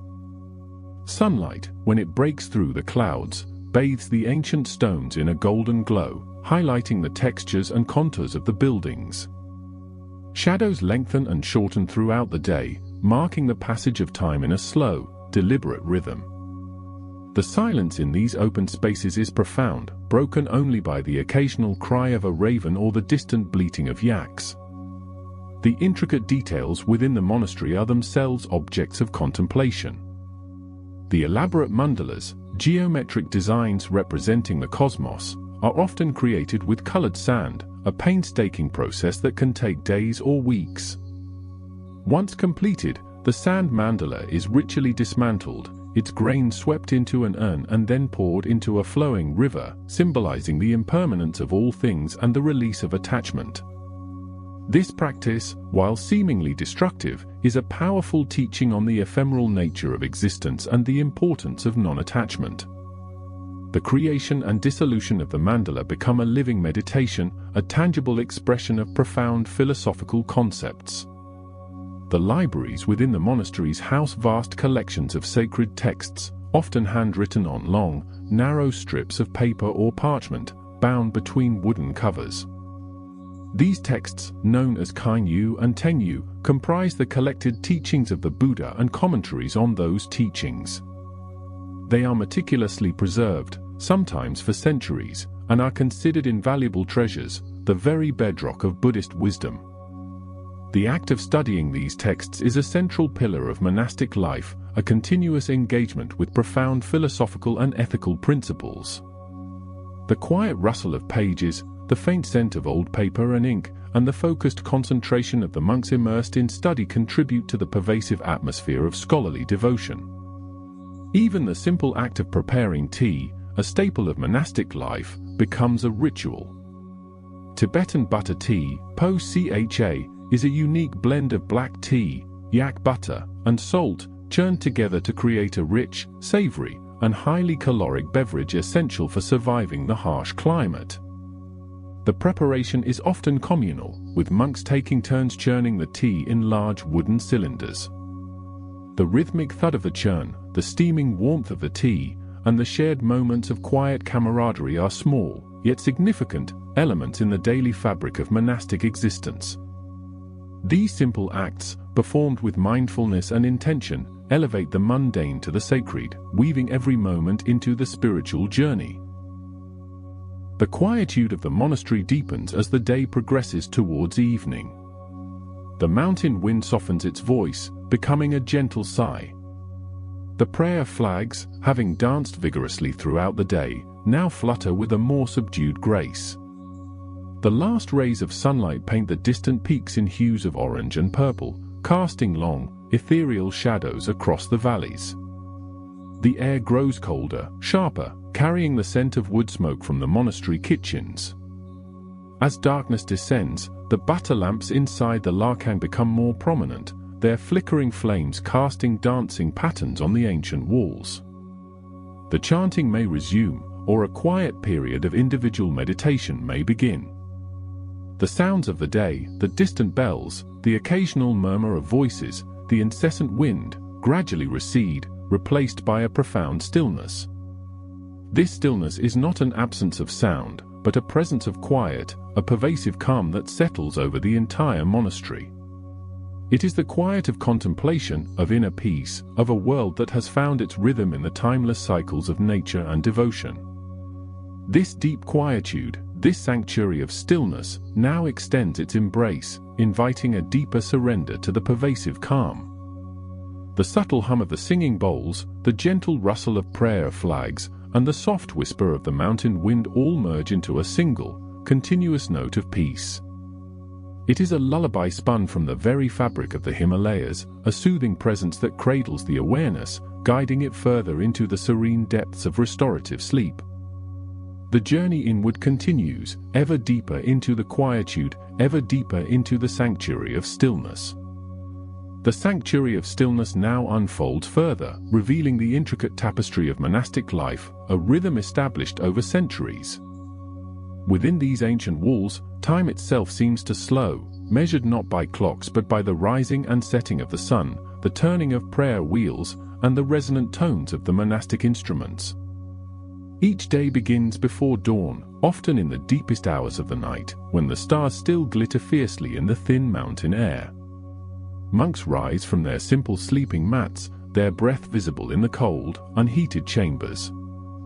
The first sounds are not of human voices, but of the long, deep blast of a dungchen, the Tibetan long horn, a call that echoes across the valleys and summons the community to morning prayers. This ancient instrument, often several meters in length, is crafted from copper or brass, sometimes adorned with intricate silverwork and precious stones. Its sound is profound and resonant, a low, sustained note that seems to vibrate through the very earth. It is not a musical instrument in the Western sense, but rather a ritualistic one, designed to purify the space, to gather the monks, and to announce the beginning of sacred ceremonies. The dungchen sound is believed to clear away negative energies and to invite benevolent forces. Its deep, guttural tone carries for miles, a sonic signature of the remote monasteries, a sound that has remained unchanged for hundreds of years. Following the dungchen, the monks gather in the main assembly hall, known as the Dukheng. This central space is often the largest and most ornately decorated room in the monastery, its walls adorned with vibrant Thengkas, scroll paintings depicting deities, mandalas, and scenes from the Buddha's life, and frescoes that tell stories of enlightenment and devotion. The air inside the Dukheng is thick with the scent of juniper incense, a traditional offering that purifies the atmosphere and aids in concentration. The monks take their places on long, low cushions arranged in rows, often according to their seniority and rank within the monastic hierarchy. Patient at an early age, sometimes as young as 5 or 6 years old, having been brought to the monastery by their families. They learn to read and write Tibetan, to memorize vast quantities of scripture, and to understand complex philosophical concepts. The curriculum covers a wide range of subjects, including Buddhist philosophy, logic, epistemology, metaphysics, ethics, and ritual practice. A significant part of this education involves debate. Monastic debate is a dynamic and lively practice, often conducted in courtyards or designated debate grounds. Monks gather in groups, with one monk posing a question or making a statement, and another responding with arguments and counter-arguments. The questioner often claps his hand sharply to emphasize a point or to challenge a statement, creating a percussive rhythm that fills the air. The debates are not about winning or losing in a competitive sense, but rather about clarifying understanding, deepening insight, and refining one's grasp of Buddhist doctrine. They are a rigorous intellectual exercise, designed to sharpen the mind and to expose any misconceptions. The sound of monastic debate is unique, a blend of sharp claps, emphatic shouts, and rapid-fire exchanges in Tibetan. It can seem chaotic to an outsider, but it is a highly structured and disciplined practice. The debaters often wear specific robes for the occasion, and their movements are stylized, adding to the theatricality of the event. This tradition of debate dates back centuries, a cornerstone of the scholastic tradition in Tibetan Buddhism, ensuring that knowledge is not merely memorized but deeply understood and critically examined. Beyond formal study and debate, monks also engage in personal meditation practice. This can take many forms, from calm abiding meditation, focusing on the breath to quiet the mind, to analytical meditation, contemplating specific philosophical points, to visualization practices, imagining deities or mandalas. Many monks spend significant portions of their lives in solitary retreat, often in small, remote hermitages nestled high in the mountains, far from the monastery proper. These retreats can last for months, years, or even decades, a profound commitment to intensive spiritual practice. During these retreats, the monk lives a life of extreme simplicity, often sustained by minimal provisions brought by a single attendant or by the occasional visit of a fellow monk. The focus is entirely on meditation, prayer, and contemplation, free from the distractions of daily life. The solitude of these high-altitude retreats is absolute, broken only by the sounds of the wind, the occasional cry of a bird, or the distant rumble of an avalanche. It is in these isolated environments that some of the deepest insights and spiritual realizations are said to occur. The architecture of these monasteries themselves speaks volumes about their purpose and history. They are not merely buildings, they are sacred spaces, often built into the very landscape, clinging to cliff faces or dominating hilltops. The construction methods were often ingenious, utilizing local materials like stone, earth, and timber, sometimes without the aid of modern tools. The walls are typically thick, providing insulation against the extreme temperatures, and often sloped inward, giving them a fortress-like appearance. The layout of a monastery is often a microcosm of the Buddhist cosmos, with specific buildings and courtyards representing different aspects of the path to enlightenment. The main temple or assembly hall is usually at the heart, surrounded by residential quarters for the monks, kitchens, storehouses, and smaller chapels dedicated to specific deities or practices. Many monasteries also house extensive libraries, containing thousands of volumes of sacred texts, handwritten on long, narrow pages and bound between wooden covers. These texts are meticulously preserved, some dating back many centuries, representing the accumulated wisdom of generations of scholars and practitioners. The art within these monasteries is equally significant. Thangkas, frescoes, and statues are not merely decorative, they are aids to meditation and teaching tools. Each deity, each symbol, each color has specific meaning.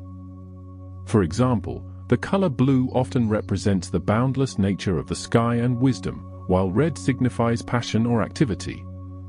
Green can symbolize karma or enlightened activity, and white, purity. The intricate details of these artworks are designed to engage the mind, to transmit profound spiritual concepts through visual language. Many thangkas depict mandalas, geometric diagrams that represent the cosmos or the dwelling place of a deity. A mandala is a sacred space, a palace of pure forms and enlightened beings, designed to guide the practitioner towards spiritual transformation. Meditating on a mandala involves visualizing its complex structure, entering its sacred space, and identifying with the deities within, thereby purifying the mind and cultivating enlightened qualities.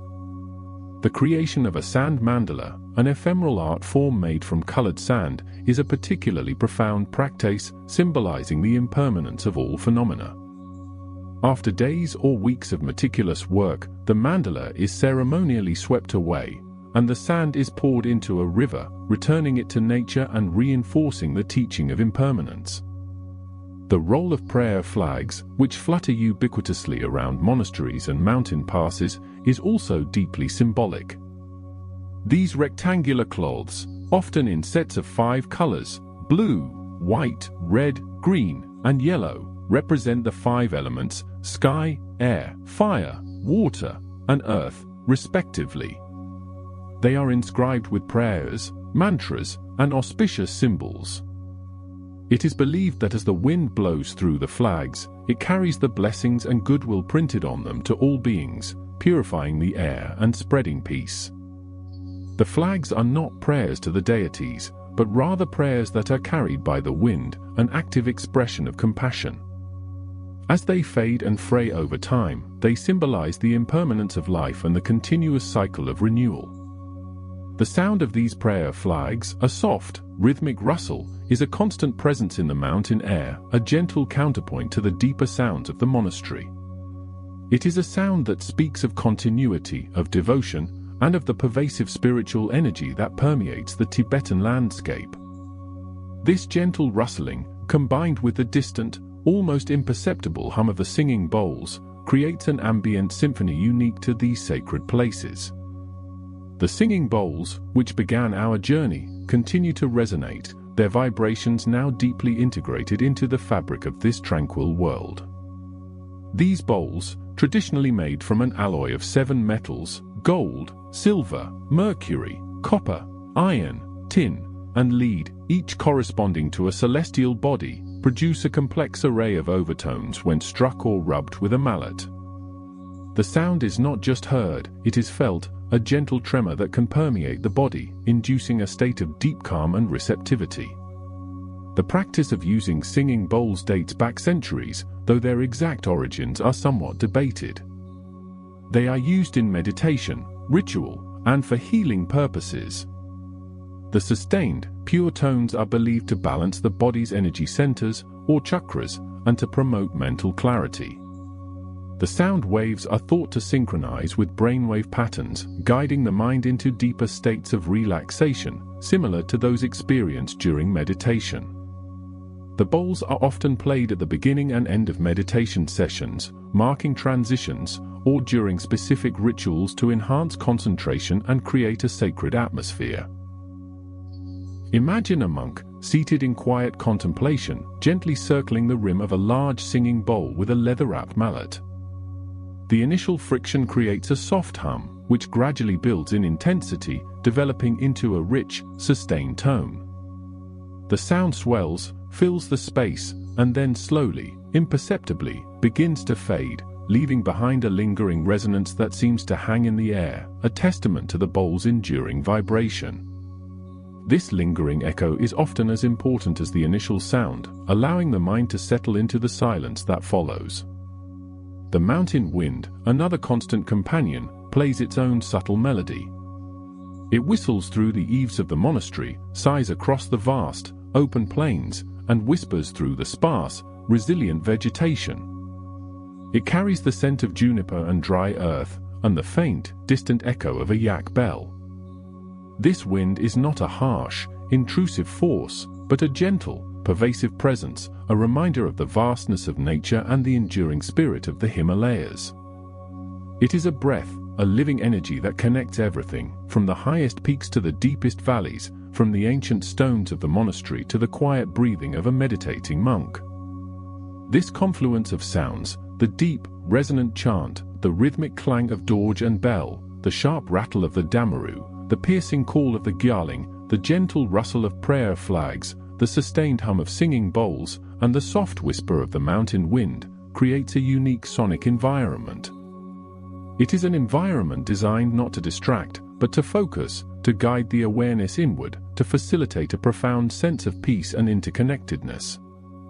Each sound, each vibration, contributes to a larger symphony of stillness, a symphony that cradles the listener in a profound sense of security and calm. The day in the monastery progresses with a disciplined rhythm, but it is a rhythm that fosters inner quietude. Afternoons may involve more study, individual practice, or communal tasks, such as preparing meals, maintaining the monastery grounds, or creating ritual objects. Even these mundane activities are often approached with a meditative awareness, transforming them into opportunities for practice. The evening brings another round of prayers, often shorter than the morning session, but equally profound, concluding the day with a return to communal chanting and reflection. As dusk settles over the mountains, painting the sky in hues of orange, purple, and deep blue, the monastery slowly dims. The butter lamps continue to flicker, casting long, dancing shadows on the ancient walls. The sounds of human activity gradually subside, replaced by the natural symphony of the night, the distant cry of an owl, the gentle murmur of a stream, the pervasive, soft sigh of the wind. The air grows colder, sharper, and the stars emerge, brilliant and countless, in the clear, high-altitude sky. The monks retire to their simple cells, their minds perhaps still resonating with the day's teachings and practices. The silence of the night in a Tibetan monastery is unlike any other silence. It is not an absence of sound, but a presence of profound stillness, a deep, enveloping quietude that seems to absorb all agitation, all distraction. It is a silence that invites introspection, a silence that cradles the spirit. This deep quietude is not empty, it is filled with the echoes of centuries of devotion, of countless prayers whispered into the mountain air, of profound meditations conducted in the stillness of the night.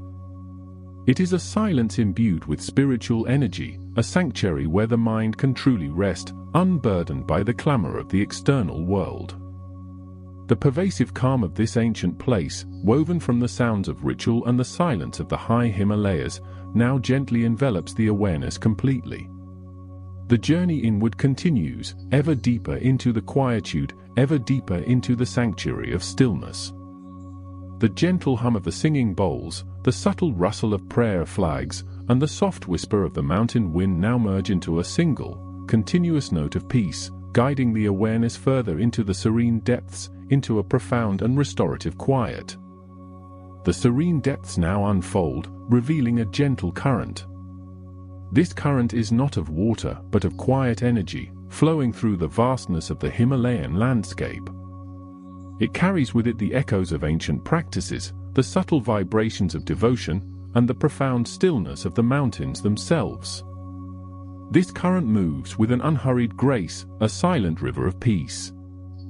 As the awareness rests within this gentle current, it observes the subtle shifts in the air. The mountain wind, once a distinct whisper, now merges into this flowing energy, becoming part of its quiet movement. It is a breath of the world, soft and continuous, carrying no urgency, no demand. The prayer flags, high above, continue their silent dance. Their colors, softened by the passage of time and the mountain sun, ripple in the unseen breeze. Each gentle flutter is a release, a letting go into the vast expanse. They send their blessings into the current, a continuous stream of benevolent intention. The sound of the singing bowls, a resonant hum, now becomes one with this gentle current. Its vibrations are not separate, but woven into the fabric of this flowing peace. It is a deep, underlying tone, a foundation upon which all quietude rests. This sound encourages a sense of timelessness, an ancient wisdom permeating the very air. The current carries the awareness further, into a space where the concept of time begins to soften. The hours and minutes of the world outside become distant, like faint echoes across a great valley. Here, in this gentle flow, only the present moment exists, vast and encompassing. The journey continues inward, guided by this quiet, steady movement. There is no need for effort, no need for striving. The current itself provides the direction, a natural inclination towards profound rest. It is a surrender to the natural rhythm of peace. This gentle current invites a release of daily worries. Like dust motes caught in a sunbeam, they can simply be observed, then allowed to drift away. They are not held, not examined, but gently released into the vastness, carried off by the flowing energy. The monastery, with its ancient stones and weathered wood, stands as a silent guardian of this peace. Its presence is a testament to centuries of quiet contemplation, of mind-seeking stillness. The wisdom of this place, accumulated over generations, now permeates the gentle current. The air itself feels different here, purified by altitude and devotion. It is crisp and clean, carrying the faint scent of juniper and ancient earth. This air, too, is part of the current, flowing in and out, a quiet exchange with the world. The gentle current guides the awareness to a place of inner discovery. It is a journey not of distance, but of depth. Each moment of quiet observation allows for a deeper understanding of the nature of peace itself. It is always accessible, always present. The subtle movements of the current are like a lullaby, a soft, continuous motion that soothes the mind. It encourages the mind to clear, to let go of any lingering thoughts or distractions. They become like clouds, slowly dissipating in the vast sky. The feeling is one of lightness, a gentle floating. The body feels weightless, suspended in this peaceful flow.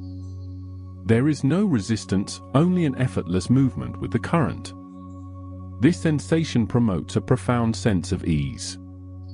The ancient wisdom of the monasteries, held within the very stones and the air, now offers solace. It is a quiet reassurance that all is well, that peace is the natural state. This wisdom is not spoken, but felt, a deep knowing that settles within. The gentle current continues its unhurried pace, moving through the landscape of the inner world. It carries the awareness past the edges of wakefulness, towards the deep, restorative quality of true slumber. This is a sacred journey. The combination of the mountain wind, the prayer flags, and the singing bowls now forms a cohesive, sleep-inducing theme. They are not separate elements, but interwoven threads in the tapestry of peace. Each contributes to the overall sense of calm. The narrative avoids any tension or excitement.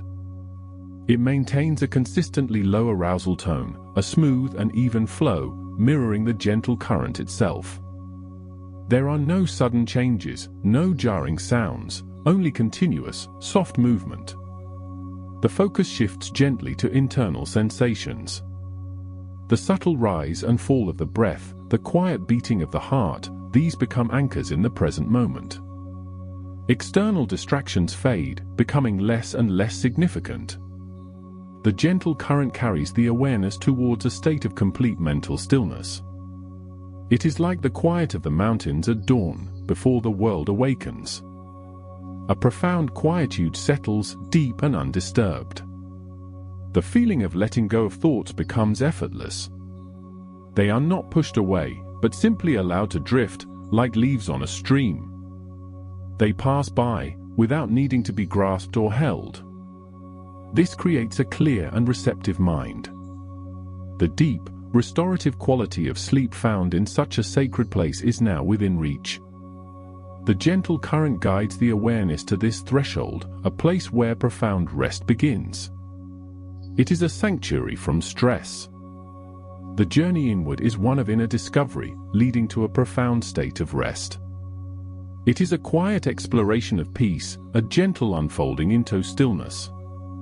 The current is a guide, a silent companion on this path. The breath continues its gentle rhythm, a soft, continuous flow. It is synchronized with the unfolding narrative, a quiet dance between sound and silence. Each exhalation is a release, a letting go of any remaining tension. The narrative guides the awareness towards a state where the mind is clear and receptive to sleep. It is a quiet preparation, a gentle invitation to surrender to the peaceful environment. The world outside recedes. The story avoids complex plots or character development.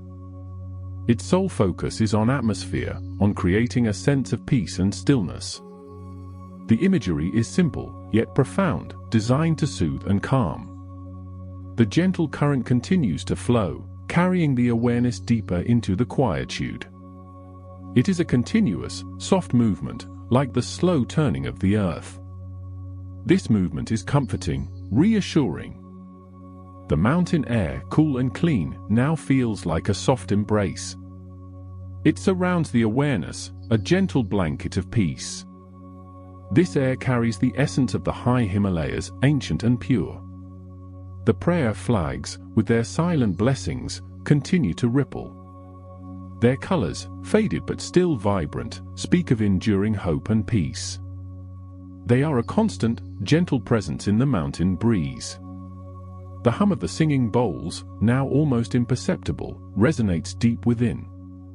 It is a final, lingering vibration, a deep tone that settles the mind and body.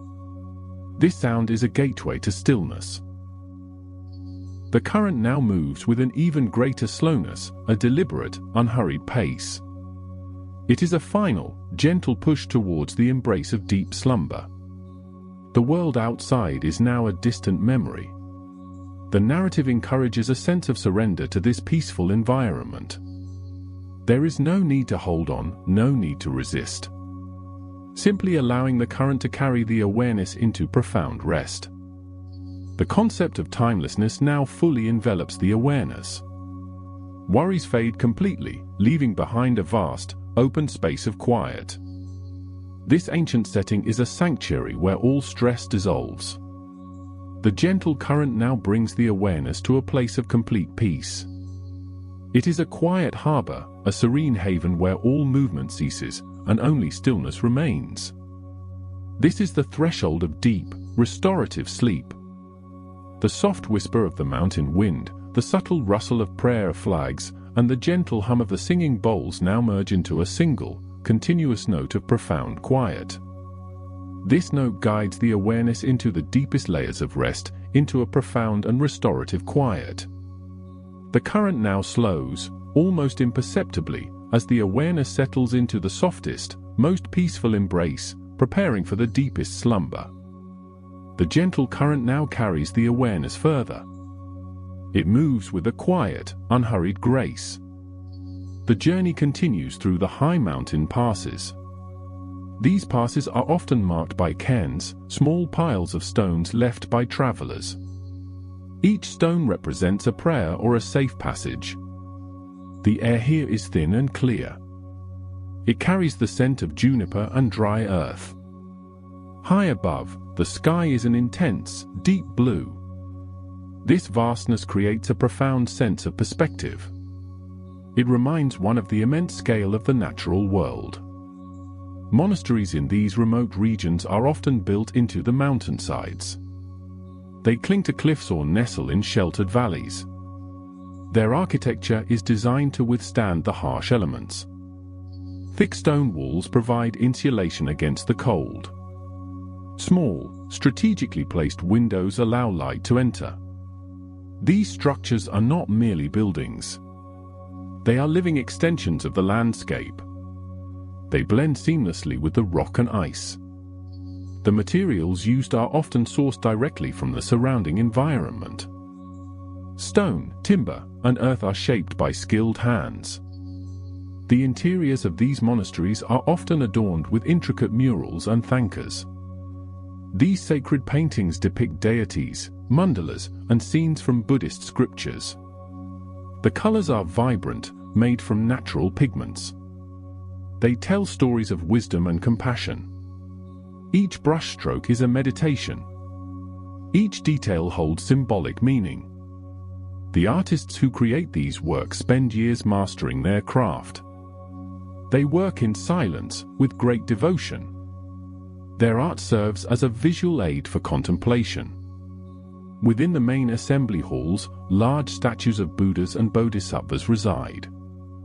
These statues are often made of gilded bronze or clay. They are adorned with precious stones and silks. Offerings of butter lamps, water bowls, and incense are placed before them. The butter lamps burn steadily. Their soft, flickering light illuminates the sacred space. The light represents wisdom. It dispels the darkness of ignorance. The warmth from these lamps also helps to heat the cold stone halls. Water offerings are made in 7 small bowls. Each bowl represents a different aspect of devotion. They symbolize purity, freshness, and the abundance of life. The water is changed daily, a simple, yet profound ritual. Incense wafts through the air. Its fragrant smoke rises slowly. It carries prayers and intentions upwards. The scent of sandalwood and juniper purifies the atmosphere. It creates a tranquil and sacred ambience. The soundscape within these halls is equally rich. The low murmur of chanting can often be heard. Monks recite ancient texts in unison. Their voices create a resonant, harmonic vibration. This sound fills the space with a palpable energy. The chanting is a practice of concentration. It helps to focus the mind. The rhythmic repetition of mantras can induce a state of deep calm. It is a form of active meditation. Sometimes, the deep thrum of a dungchen, a long ceremonial horn, echoes through the monastery. Its sound is powerful and resonant. It can carry for miles across the mountain valleys. This sound announces important rituals or gatherings. The dungchen is often made of copper or silver. It can be several meters long. Playing it requires great skill and breath control.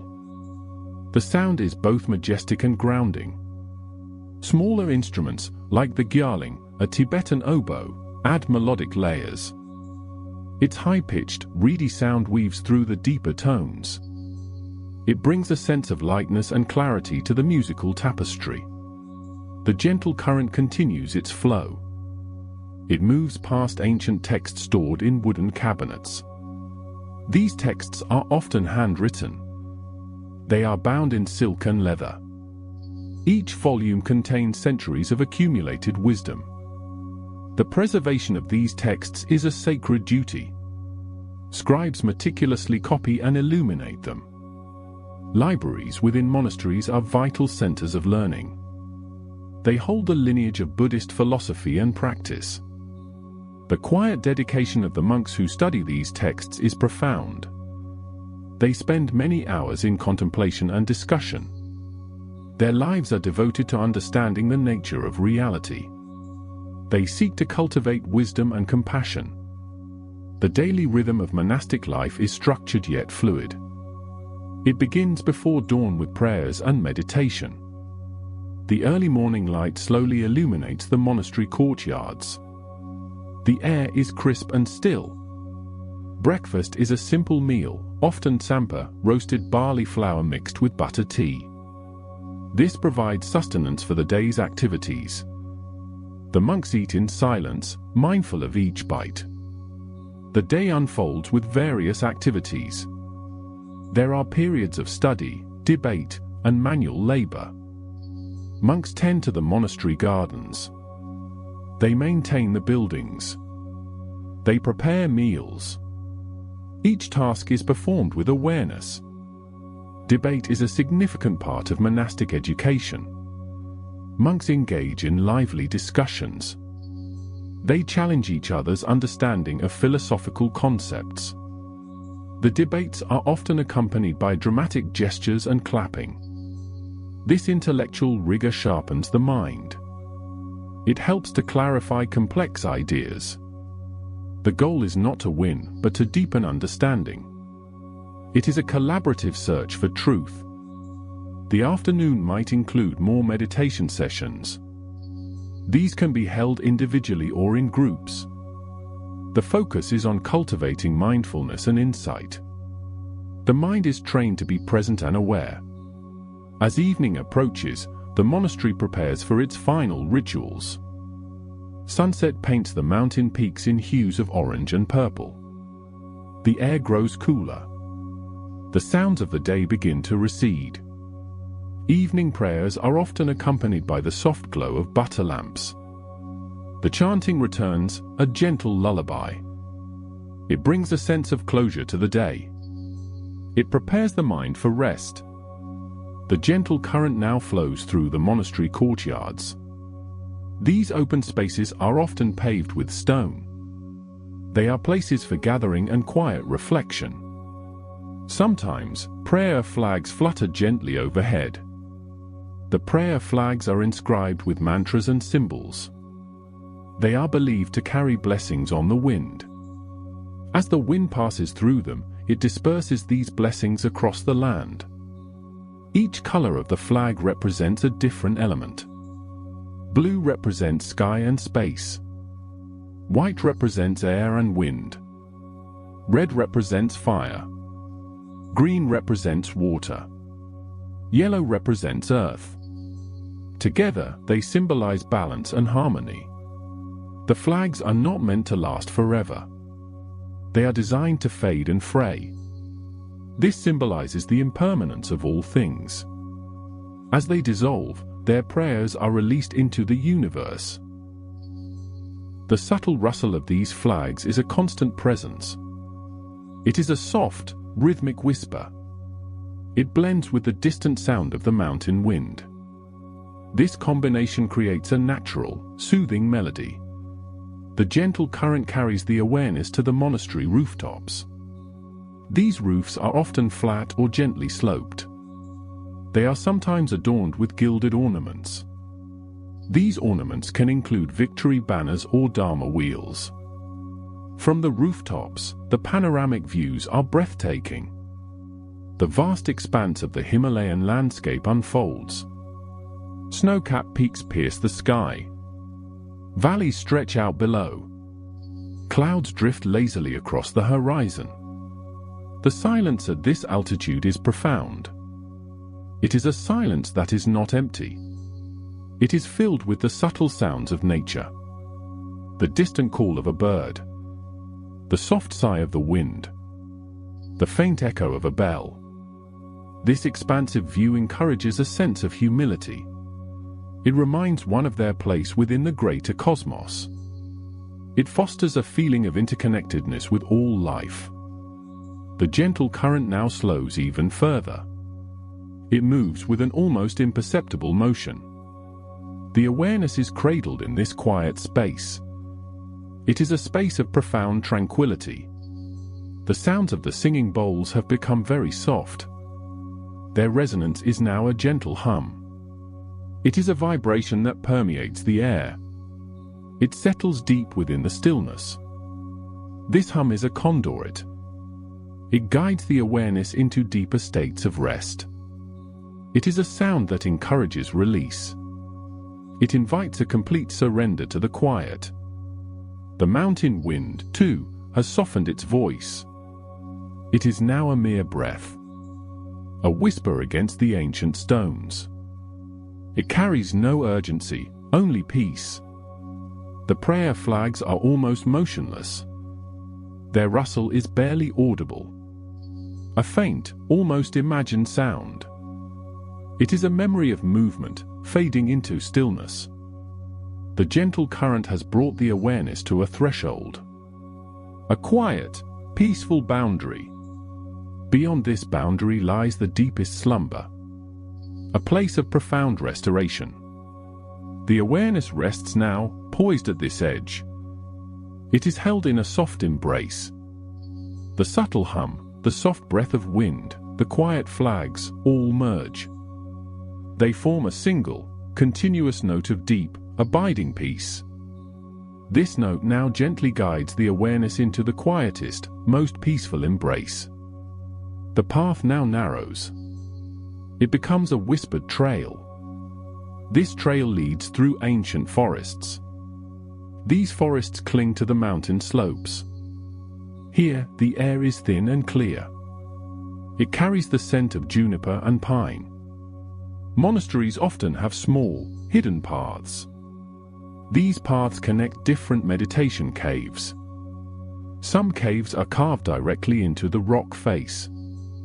Others are simple shelters. They offer solitude.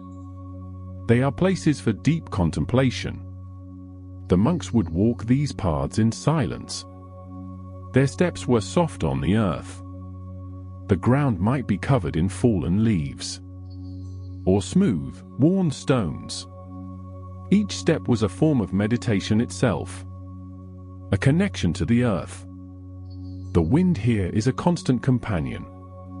It sighs through the branches. It carries the faint sound of distant bells, or the rustle of prayer flags. These flags are often tied to trees along the path. They flutter gently. They release their prayers into the wind. A continuous offering.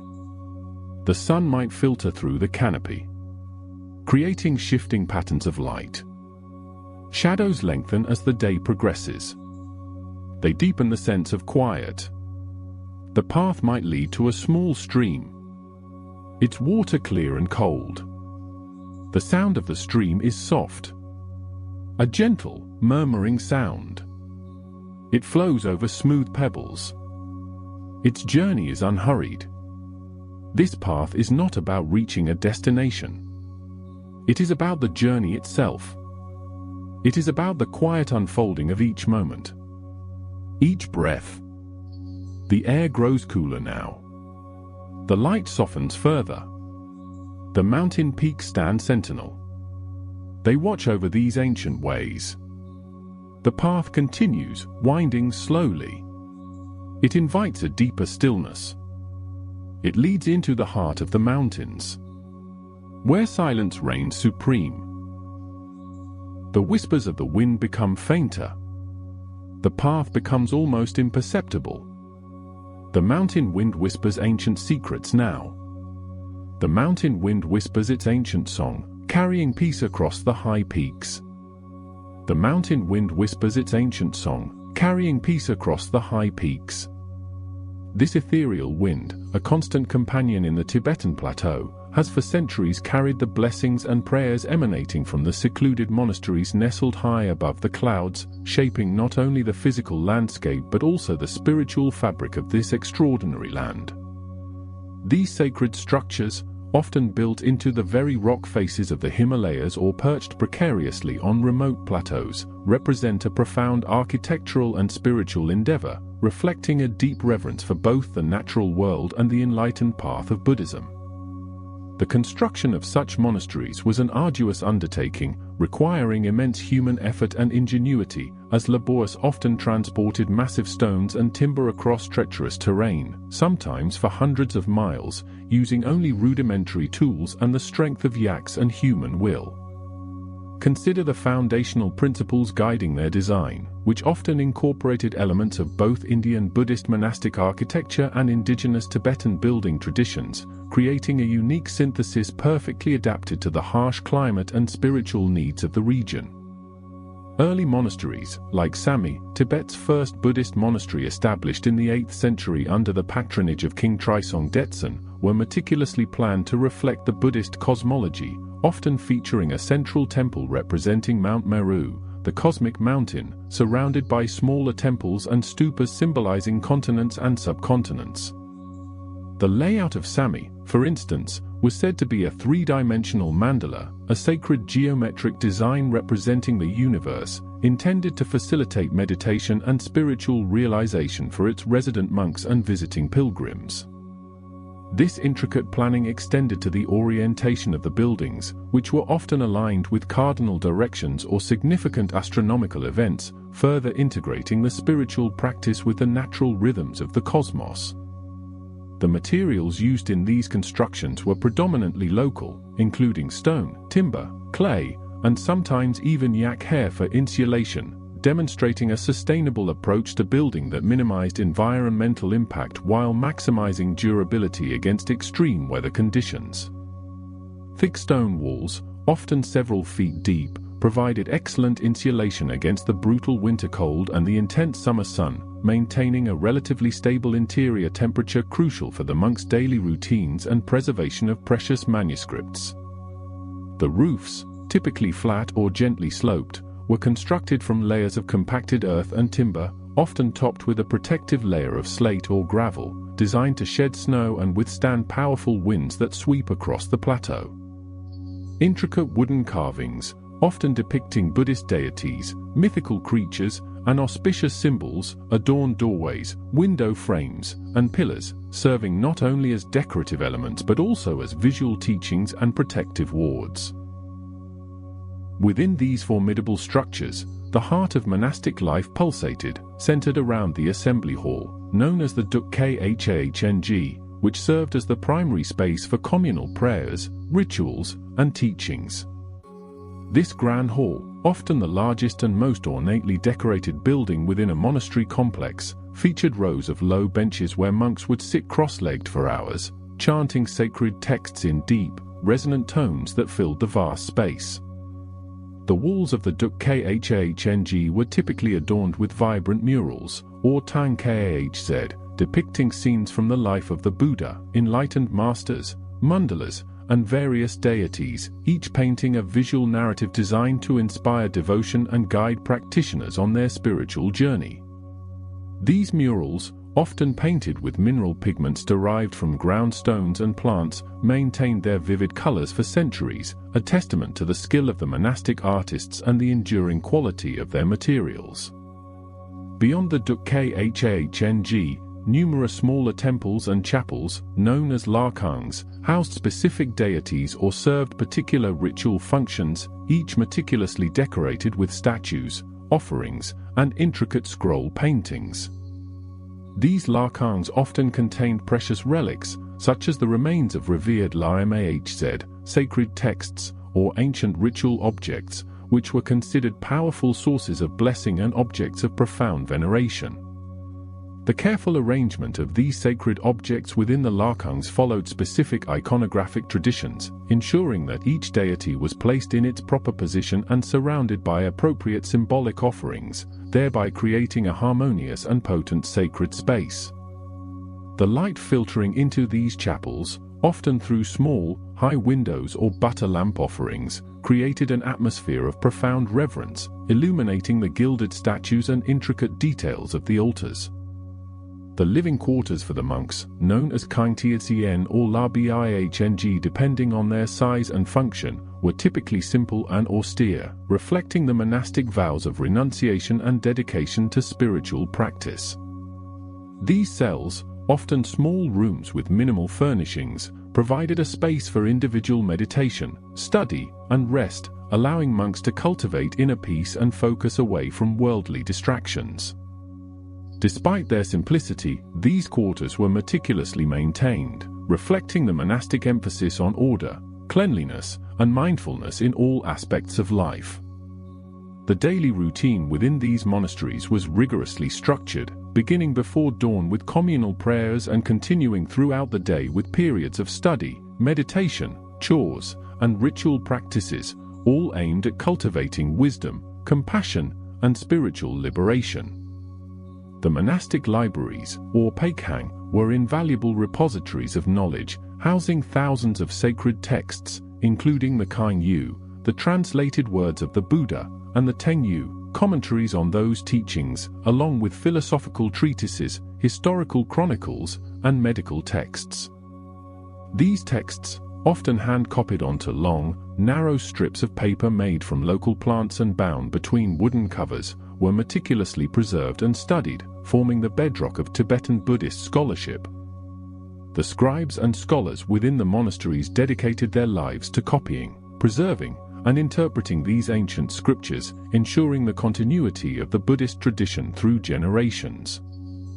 The careful storage of these precious manuscripts, often wrapped in silk and kept in specially constructed shelves, protected them from the elements and the ravages of time.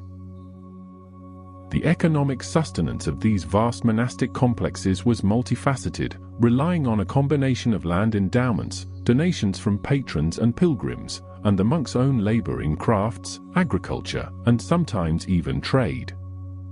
Many monasteries owned extensive tracts of land, which were cultivated by lay workers or monastic communities, providing food staples like barley, butter, and tea. Pilgrims, traveling from distant lands, brought offerings of money, food, and other necessities, contributing significantly to the monastery's upkeep and demonstrating their devotion. Monks themselves engaged in various crafts, such as painting thankas, carving wooden blocks for printing scriptures, making ritual objects, and weaving textiles, generating income while also preserving traditional arts. The role of the monasteries extended far beyond religious practice, serving as vital centers of education, medicine, and culture for the surrounding communities. They functioned as primary schools, teaching literacy, philosophy, and religious ethics to young boys, many of whom would later become monks or return to their villages with a foundational education. Monastic doctors, trained in traditional Tibetan medicine, provided healthcare to both the monastic community and the lay population, utilizing intricate knowledge of herbs, minerals, and diagnostic techniques like pulse and urine analysis. These medical traditions, often passed down orally and through ancient texts, offered a holistic approach to healing that considered the balance of body, mind, and spirit. Furthermore, monasteries were the custodians of Tibetan art, music, and dance, preserving and developing unique forms of expression that were deeply intertwined with spiritual practice. The intricate mandalas, detailed thanka paintings, and elaborate sculptures found within monastic walls were not merely decorative but served as meditative aids and visual representations of profound philosophical concepts. Monastic chants, often performed in polyphonic styles, were complex musical compositions designed to evoke specific spiritual states and communicate sacred meanings. Ritual dances, such as the Cham dance performed during monastic festivals, involved masked monks embodying deities and demons, enacting morality plays that taught Buddhist principles and purified negative energies.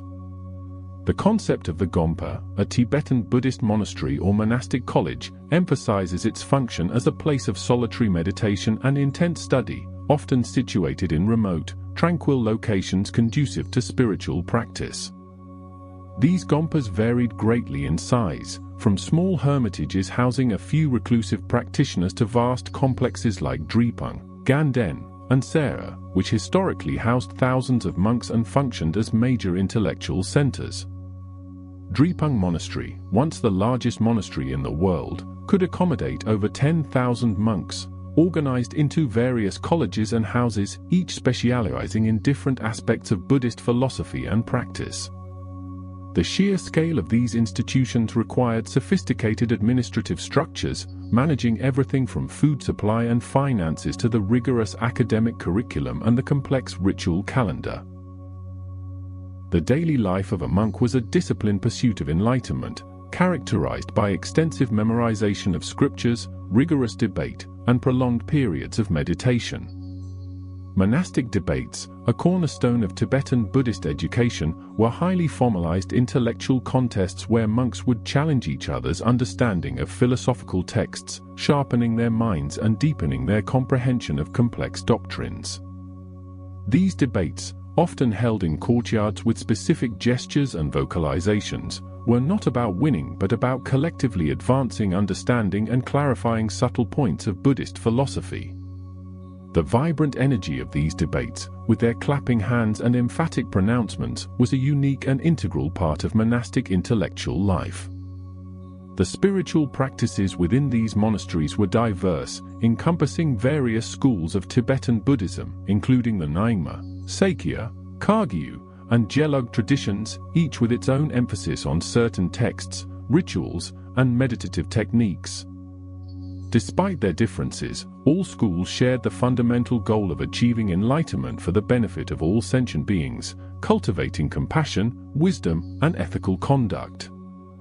The Gelug school, founded by Je Tsongkhapa, became particularly prominent, establishing a strong monastic tradition focused on rigorous scholasticism and the gradual path to enlightenment, eventually leading to the lineage of the Dalai Lamas. The practice of prostrations, a physical act of devotion involving bowing down to the ground, was a common sight around monasteries, performed by pilgrims as a way to accumulate merit, purify negative karma, and show reverence. Some devoted pilgrims would undertake thousands of prostrations, sometimes covering vast distances by prostrating their entire journey to a sacred site, a testament to their unwavering faith and spiritual dedication. This arduous practice, often performed with specially designed aprons and hand protectors, was seen as a powerful means of humbling the ego and cultivating deep respect for the three jewels, the Buddha, the Dharma, teachings, and the Sangha, monastic community. The spiritual significance of the prayer flags, or lungta, which fluttered ubiquitously around monasteries and mountain passes, cannot be overstated. These colorful rectangular cloths, printed with sacred texts and auspicious symbols, were not merely decorative but served as active conduits for blessings and prayers. As the wind passed through them, it was believed to carry the prayers inscribed on the flags to the heavens, spreading peace, compassion, strength, and wisdom to all beings. The 5 colors of the flags, blue, white, red, green, and yellow, represented the 5 elements: sky, air, fire, water, earth, and the 5 Dhyani Buddhas, symbolizing a holistic connection between the physical and spiritual realms. The constant renewal of these flags, as old ones frayed and new ones were hung, symbolized the impermanence of life and the continuous cycle of spiritual practice. The deeply resonant sound of the singing bowls, often used in monastic rituals and meditation practices, further contributed to the unique atmosphere of these sacred spaces. These metal bowls, typically made from an alloy of several metals, produced rich, sustained tones when struck or rubbed with a mallet, creating vibrations believed to promote healing, relaxation, and a deeper state of meditative awareness. The specific frequencies and harmonics generated by these bowls were thought to align with the body's energy centers, or chakras, facilitating spiritual balance and mental clarity. Monks would often use singing bowls to mark the beginning and end of meditation sessions, to accompany chants, or in healing ceremonies, their ethereal sounds echoing through the quiet halls. The presence of stupas, dome-shaped structures containing relics or commemorating significant events, was another ubiquitous feature of the monastic landscape. These architectural marvels, ranging from small roadside shrines to monumental edifices, served as sacred monuments representing the enlightened mind of the Buddha and acting as focal points for circumambulation and prayer. Circumambulating a stupa, always in a clockwise direction, was a common practice for pilgrims and monks, believed to generate positive karma and deepen spiritual connection. Each element of a stupa's design, from its base to its spire, held profound symbolic meaning, representing different aspects of the Buddhist path to enlightenment. The butter lamps, or choim, flickering in rows within the temples and chapels, provided not only illumination but also a powerful symbolic offering. Made from clarified yak butter, these lamps represented the light of wisdom dispelling the darkness of ignorance, a central theme in Buddhist philosophy. Thousands of these lamps, meticulously refilled and tended by monks, created a warm, glowing ambience, transforming the interior of the monasteries into spaces of profound tranquility and devotion. The act of offering butter lamps was considered a meritorious deed, an expression of generosity and a prayer for the enlightenment of all beings. The mountain wind, ever present, carried the scent of juniper incense, a traditional offering burned in monasteries to purify the air, create a sacred atmosphere, and make offerings to deities. The fragrant smoke, rising slowly, symbolized the ascent of prayers and aspirations to the heavens, further connecting the earthly realm with the spiritual. Juniper, along with other aromatic herbs and resins, was carefully gathered from the surrounding mountains, reflecting the deep connection between monastic practices and the natural environment. The monastic architecture also often included specific defensive features, reflecting the turbulent history of the region and the need to protect precious religious artifacts and communities. High walls, narrow entrances, and strategic placement on elevated terrain provided natural protection against invaders or bandits, ensuring the safety and continuity of monastic life. These fortifications, while practical, were seamlessly integrated into the spiritual aesthetic, often adorned with prayer flags and murals, blurring the lines between defense and devotion. The tradition of sky burial, while not directly within the monastery walls, was often overseen by monastic communities, reflecting their role in guiding the deceased through the transitional state between lives. This ancient practice, rooted in the Buddhist belief in the impermanence of the body and the generosity of offering it back to nature, involved leaving the deceased's body on a mountain top to be consumed by vultures. Monks would often perform rituals and prayers during this process, assisting the consciousness of the deceased on its journey to rebirth. This practice, though stark to outsiders, was a profound expression of compassion and non-attachment within the Tibetan cultural context. The profound silence that often enveloped these remote monasteries was not merely an absence of noise but an active presence, a canvas upon which the subtle sounds of monastic life, the rustle of robes, the turning of prayer wheels, the distant chanting, could be distinctly heard, inviting deep contemplation. This silence, broken only by the natural elements or the deliberate sounds of ritual, was considered essential for meditation and the cultivation of inner peace. The vastness of the surrounding mountains amplified this sense of quietude, creating an environment uniquely conducive to spiritual introspection. The prayer wheels, or manichoka, found in various sizes from small handheld devices to massive cylinders housed in special buildings, were another ubiquitous symbol of Tibetan Buddhist practice. Each turn of a prayer wheel, filled with thousands of printed mantras, was believed to be equivalent to reciting those mantras aloud, accumulating immense merit and spreading blessings. Pilgrims and monks would continuously turn these wheels as they circumambulated monasteries or stupas, their hands moving rhythmically, their mind. These solitary retreats, often undertaken after years of rigorous study, were considered essential for deepening one's understanding of the Dharma and achieving higher states of consciousness. The austere conditions of these retreat centers, often with minimal food and shelter, further cultivated resilience and detachment from worldly comforts. The mountain wind, carrying the faint echoes of distant chants and the gentle clinking of prayer beads, continues its timeless journey across the vast plateau. It brushes against the weathered stones of ancient monasteries, structures that have stood for centuries as beacons of wisdom and compassion, their stories etched into every beam and every prayer flag. These enduring sanctuaries, born from profound faith and immense human endeavor, remain silent witnesses to the ceaseless pursuit of enlightenment, their very existence a testament to the resilience of the human spirit in its quest for ultimate truth. The intricate details of their construction, the daily rhythms of monastic life, and the profound spiritual practices carried out within their walls all contribute to a tapestry of devotion woven into the very fabric of the Tibetan landscape, a legacy that continues to inspire awe and reverence.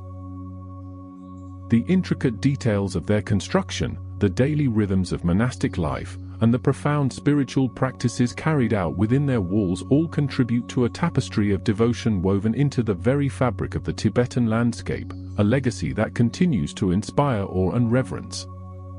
Within these sacred enclosures, the architectural styles themselves speak volumes about the cultural and spiritual influences that shape Tibetan Buddhism, often incorporating elements from Indian Buddhist traditions, Chinese architectural principles, and indigenous Bon religious aesthetics, all harmoniously blended to create structures uniquely suited to the harsh mountain environment and the spiritual needs of their inhabitants.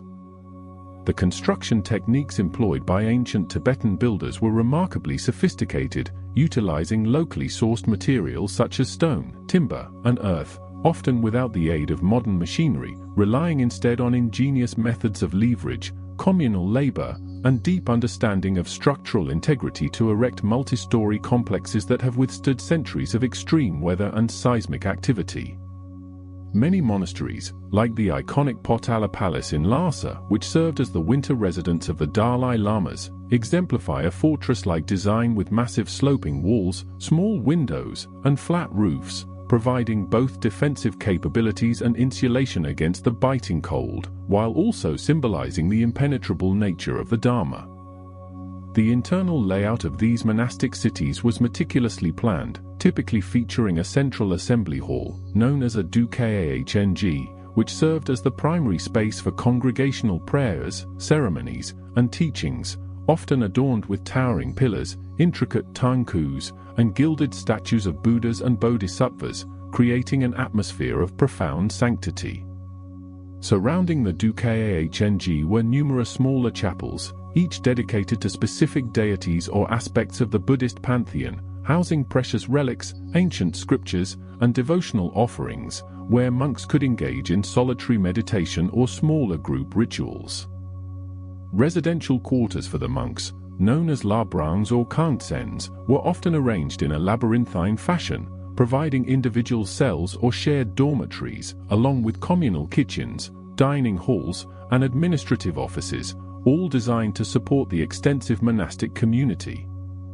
Larger monasteries, such as Drepung, Sera, and Ganden, which were among the great three Gelug University monasteries near Lhasa, housed thousands of monks, functioning as self-contained cities with their own economic systems, agricultural lands, and even internal legal structures, exerting immense influence over Tibetan society. The daily routine within these monastic institutions was rigorously structured, commencing before dawn with communal prayers and rituals, often involving the chanting of sutras, the playing of traditional instruments like long horns, dungchen, and cymbals, rolmo, and the offering of butter lamps, which symbolize the dispelling of ignorance and the illumination of wisdom. Throughout the day, monks engaged in a variety of activities including scriptural study, memorization of texts, philosophical debate, meditation, and the performance of ritual duties, all aimed at cultivating wisdom, compassion, and ultimately, enlightenment.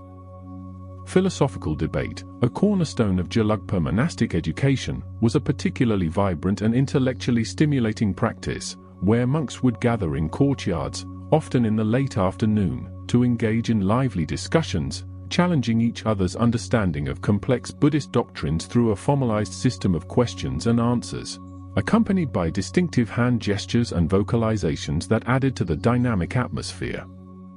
The curriculum for monastic education was incredibly extensive, often spanning decades, covering subjects such as logic, epistemology, Mah, the middle way, philosophy, Prajnaya Pah, perfection of wisdom, Rbdharmr, Buddhist metaphysics, and Vinaya, a monastic discipline, requiring immense dedication and intellectual rigor from the students. Beyond the formal studies, practical skills were also an integral part of monastic life, with many monasteries serving as centers for the preservation and development of traditional Tibetan arts and crafts, including thangka painting, mural creation, statue making, wood carving, metalwork, and the intricate weaving of ceremonial textiles, all imbued with deep symbolic meaning and artistic excellence.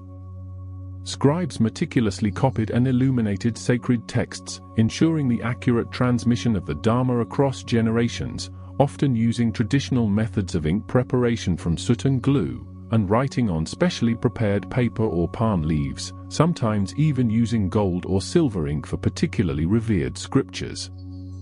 The production of butter sculptures, known as torma, for ritual offerings was another highly specialized art form, requiring immense patience and skill, with monks shaping colored butter into elaborate designs of deities, flowers, and auspicious symbols, which were then offered during important ceremonies and festivals.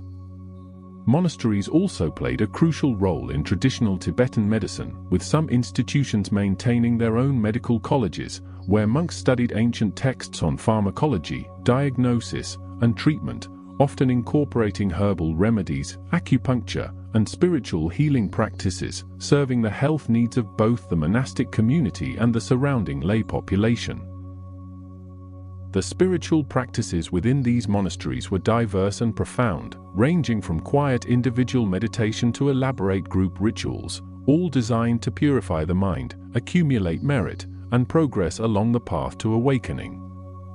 Mandala offerings, involving the symbolic construction of the universe as an offering to the Buddhas, were a common practice, often performed daily, where grains of rice or precious stones were arranged on a circular plate, representing the cosmic order and the practitioner's aspiration to achieve enlightenment for the benefit of all sentient beings.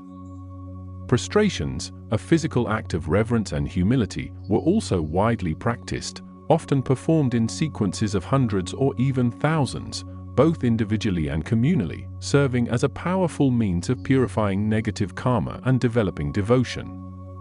The recitation of mantras, sacred sounds, or phrases was a central element of many practices, believed to invoke the blessings of deities, purify the mind, and generate positive energy, with monks often using mala beads to count repetitions, sometimes reciting millions of mantras over the course of their lives. One of the most distinctive features of Tibetan monasticism is the tradition of reincarnation, particularly exemplified by the institution of the Dalai Lamas and Panchen Lamas, who are believed to be emanations of Avalokiteshvara and Amitabha Buddha respectively, and whose discovery, education, and enthronement were meticulously guided by ancient prophecies, visions, and ritualistic tests. The search for a new reincarnation, a process known as tulku recognition, involved a complex series of divinations, consultations with high lamas, and the interpretation of auspicious signs, leading to the identification of a young child who would then undergo rigorous training to assume their spiritual leadership role. The education of a high lama was an extraordinarily comprehensive undertaking, beginning at a very young age, encompassing not only the entire monastic curriculum but also instruction in statecraft, diplomatic protocols, traditional arts, and languages, preparing them for their multifaceted roles as spiritual and often temporal leaders. The enthronement ceremonies for these high lamas were grand and elaborate affairs, attended by thousands, filled with ancient rituals, blessings, and offerings, symbolizing the transfer of spiritual authority and the continuity of the lineage. The role of prayer flags, known as lungta, literally wind horse, extends far beyond mere decoration, serving as a powerful means of spreading blessings and good fortune throughout the environment, with the 5 colors representing the 5 elements and 5 dhyani Buddhas, and the printed prayers and mantras being carried by the wind to benefit all beings. These vibrant flags, typically strung horizontally or vertically on mountain passes, stupas, monasteries, and homes, are not prayers to the deities, but rather prayers from the deities, inscribed with sacred texts, auspicious symbols, and images of enlightened beings, designed to purify negative karma and promote peace, compassion, and wisdom. The act of hanging new prayer flags is itself a meritorious deed, performed with specific intentions and rituals, often during auspicious astrological dates, and as the wind gradually wears them away, the prayers are believed to be released into the atmosphere, subtly transforming the environment and bringing benefit to all who are touched by the wind.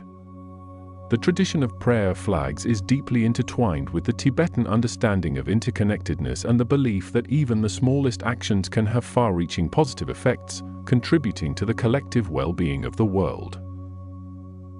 Singing bowls, known as tingsha when referring to the small hand cymbals or simply bowls when discussing the larger resonant vessels, are ancient instruments with a rich history in Tibetan ritual and meditation, producing complex, sustained tones and overtones that are believed to have profound effects on the human mind and body.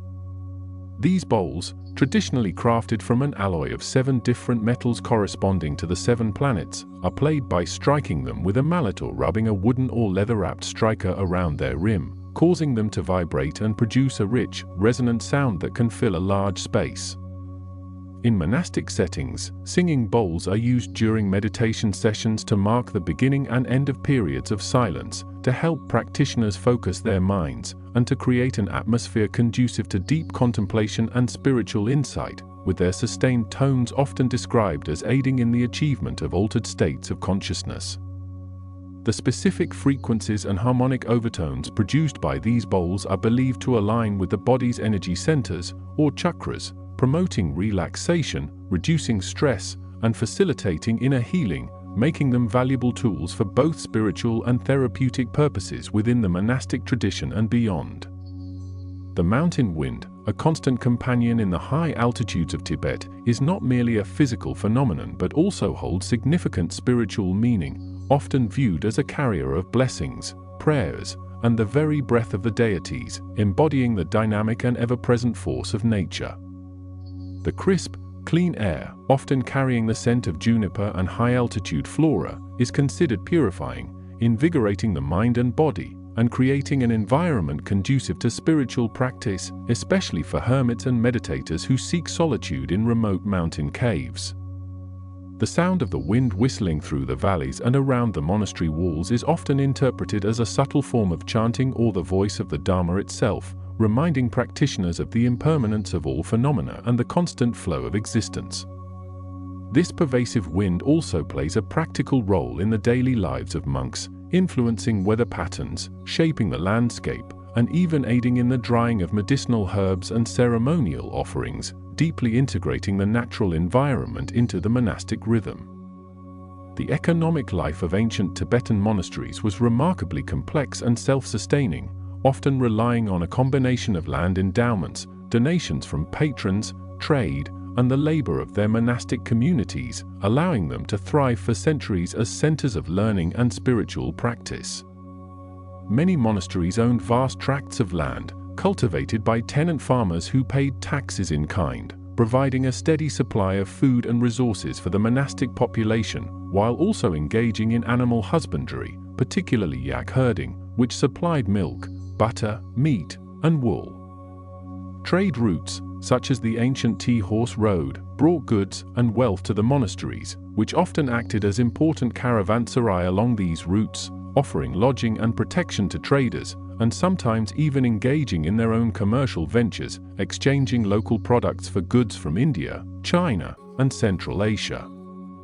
The accumulation of wealth, often in the form of precious metals, jewels, and religious artifacts, was not for personal enrichment but rather for the maintenance of the monastic complex, the support of the monastic community, the funding of elaborate rituals, and the creation of new religious art and scriptures, all contributing to the propagation of the Dharma.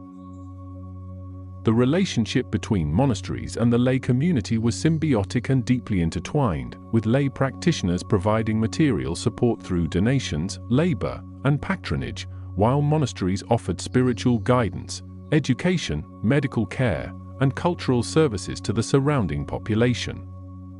Lay families often sent their sons to become monks, viewing it as a meritorious act that would bring blessings to their entire lineage, and many lay people would regularly visit monasteries for blessings, teachings, and to participate in festivals and ceremonies. Monasteries served as vital community hubs, providing a sense of cultural identity and continuity, especially in remote regions where they might be the only centers of literacy, art, and philosophical inquiry, acting as repositories of knowledge and tradition. The annual monastic festivals, such as Losar, Tibetan New Year, and Saga Dorwa, commemorating the birth, enlightenment, and parinirvana of Buddha, were major social and religious events, attracting thousands of pilgrims and lay people, featuring elaborate masked dances, cham, ritual performances, and communal feasting, reinforcing the bonds between the monastic and lay communities. The cham dances, a distinctive feature of these monastic festivals, are not merely entertainment but profound ritual performances, where monks in elaborate costumes and masks embody various deities, protectors, and historical figures, enacting sacred narratives and symbolically dispelling negative forces. Each movement, gesture, and mask in a cham dance carries deep symbolic meaning, often representing aspects of the Buddhist path, the conquering of ego, or the protection of the Dharma, and watching these dances is considered a powerful spiritual experience that can purify negative karma and generate blessings. The masks themselves are intricate works of art, often crafted from papier-mâché, wood, or cloth, painted with vibrant colors and adorned with symbolic elements, representing wrathful deities, benevolent bodhisattvas, or animal spirits, each with its own specific iconography and ritual significance. The music accompanying the cham dances is equally important, featuring a distinctive ensemble of instruments including long horns, cymbals, drums, and oboes, creating a powerful and evocative soundscape that enhances the spiritual intensity of the performance. The preservation of ancient texts and knowledge was a paramount concern within Tibetan monasteries, which functioned as vast libraries and scriptoriums, safeguarding countless volumes of sutras, tantras, commentaries, and philosophical treatises, many of which were translations from Sanskrit originals that had been lost in India. Monks dedicated their lives to the meticulous study, copying, and preservation of these sacred texts, often using traditional woodblock printing techniques to produce multiple copies, ensuring their dissemination and survival across generations, even in the face of political upheaval and natural disasters. The architecture of monastic libraries was often specially designed to protect these precious manuscripts from moisture, insects, and light, with some monasteries boasting multi-story structures filled with shelves upon shelves of beautifully bound volumes, representing centuries of accumulated wisdom. The study of these texts was not merely an academic exercise but a deeply spiritual practice, aimed at internalizing the teachings and transforming the practitioner's mind, with memorization and recitation forming a significant part of the learning process. The tradition of retreat, where monks or yogis withdraw from the monastic community to engage in intense solitary meditation for extended periods, often for 3 years, 3 months, and 3 days, is a profound and ancient practice in Tibetan Buddhism, aimed at achieving deeper states of realization. These retreats are typically conducted in remote hermitages, caves, or specially constructed retreat centers, often high in the mountains, providing an environment free from distractions and conducive to sustained meditative practice under the guidance of a qualified lama. During these retreats, practitioners engage in rigorous schedules of meditation, visualization, mantra recitation, and prostrations, often following specific tantric practices, with the goal of purifying obscurations, developing profound insight, and realizing the true nature of mind.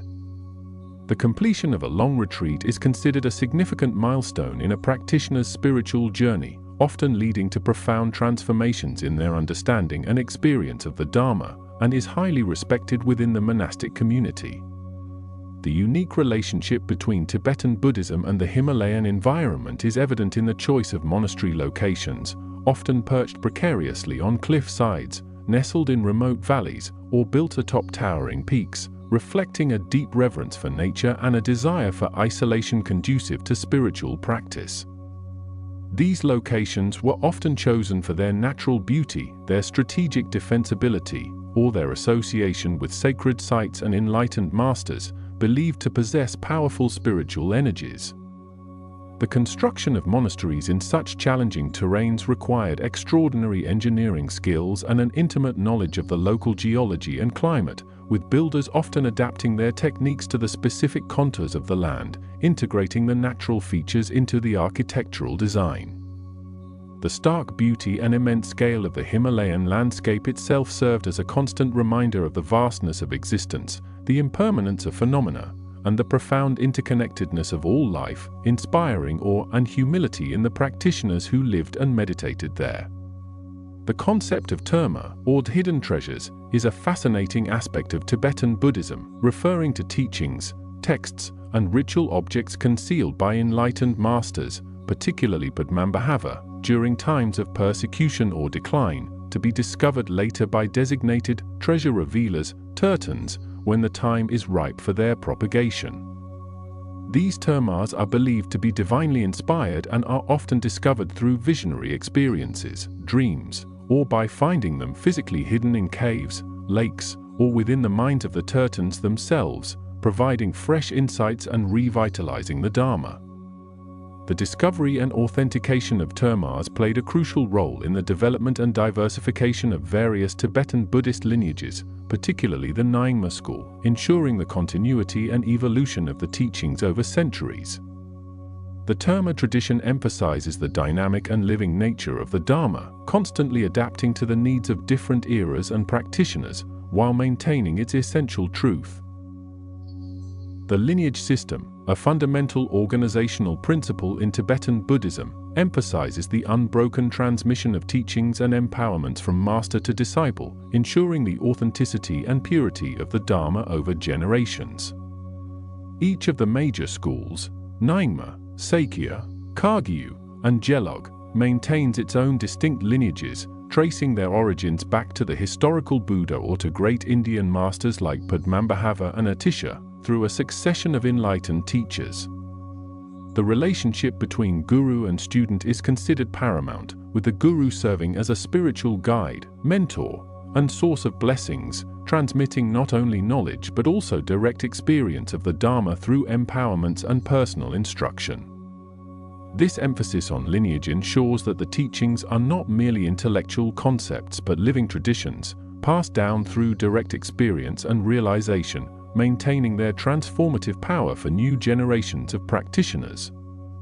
The use of butter lamps, known as chomei, is a ubiquitous and deeply symbolic practice in Tibetan monasteries and homes, where countless lamps filled with clarified yak butter or vegetable oil are lit as offerings to the Buddhas and Bodhisattvas. The flickering flame of the butter lamp symbolizes the light of wisdom dispelling the darkness of ignorance, and the offering itself is considered a powerful act of merit accumulation, purification, and aspiration for enlightenment. These lamps are often arranged in elaborate patterns on altars, creating a mesmerizing display of light and warmth, particularly during ceremonies and festivals, filling the monastic halls with a soft, glowing ambience. The act of lighting a butter lamp is accompanied by prayers and intentions, dedicating the merit generated to the benefit of all sentient beings, wishing for their liberation from suffering and the attainment of ultimate happiness. The role of stupas, known as chorten in Tibetan, are sacred monuments and architectural representations of the Buddha's enlightened mind, is central to the spiritual landscape surrounding monasteries and throughout Tibet. These dome-shaped structures, often containing relics of enlightened masters, sacred texts, or symbolic offerings, serve as objects of veneration, pilgrimage, and circumambulation, believed to generate immense merit for those who interact with them respectfully. Each part of the chorten is imbued with symbolic meaning, representing aspects of the Buddha's body, speech, and mind, as well as the path to enlightenment, with the base symbolizing the earth, the dome representing water, the spire representing fire, and the parasol representing air and space.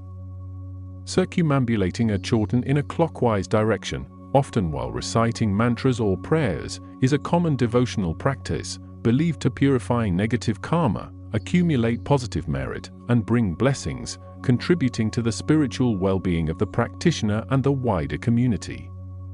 The unique tradition of sky burial, or jata, while not directly occurring within monastery walls, is deeply intertwined with monastic philosophy and the Tibetan understanding of impermanence, compassion, and the cycle of rebirth.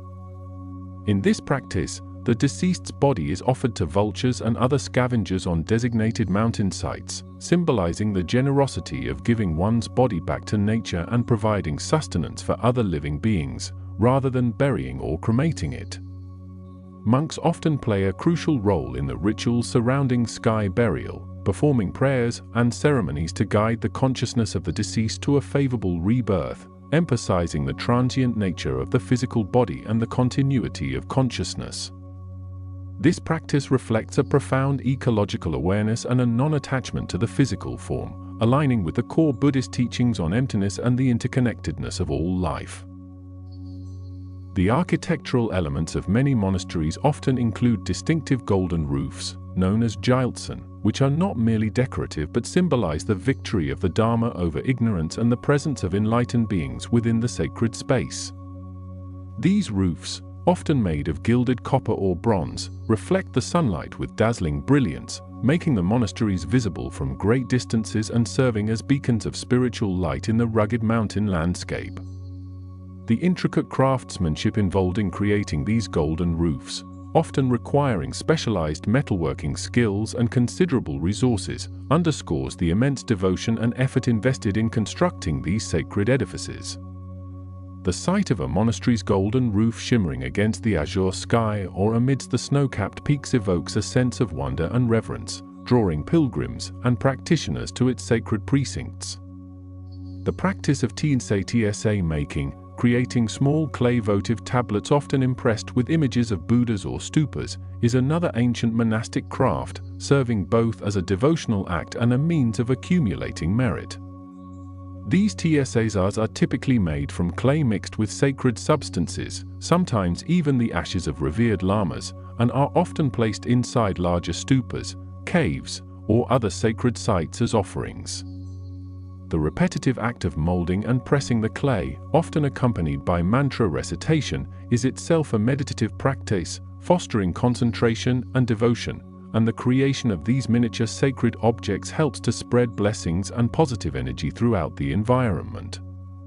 The sheer number of tsas found in some sacred locations, sometimes numbering in the thousands, speaks to the profound devotion of the practitioners and the enduring power of this simple yet meaningful practice.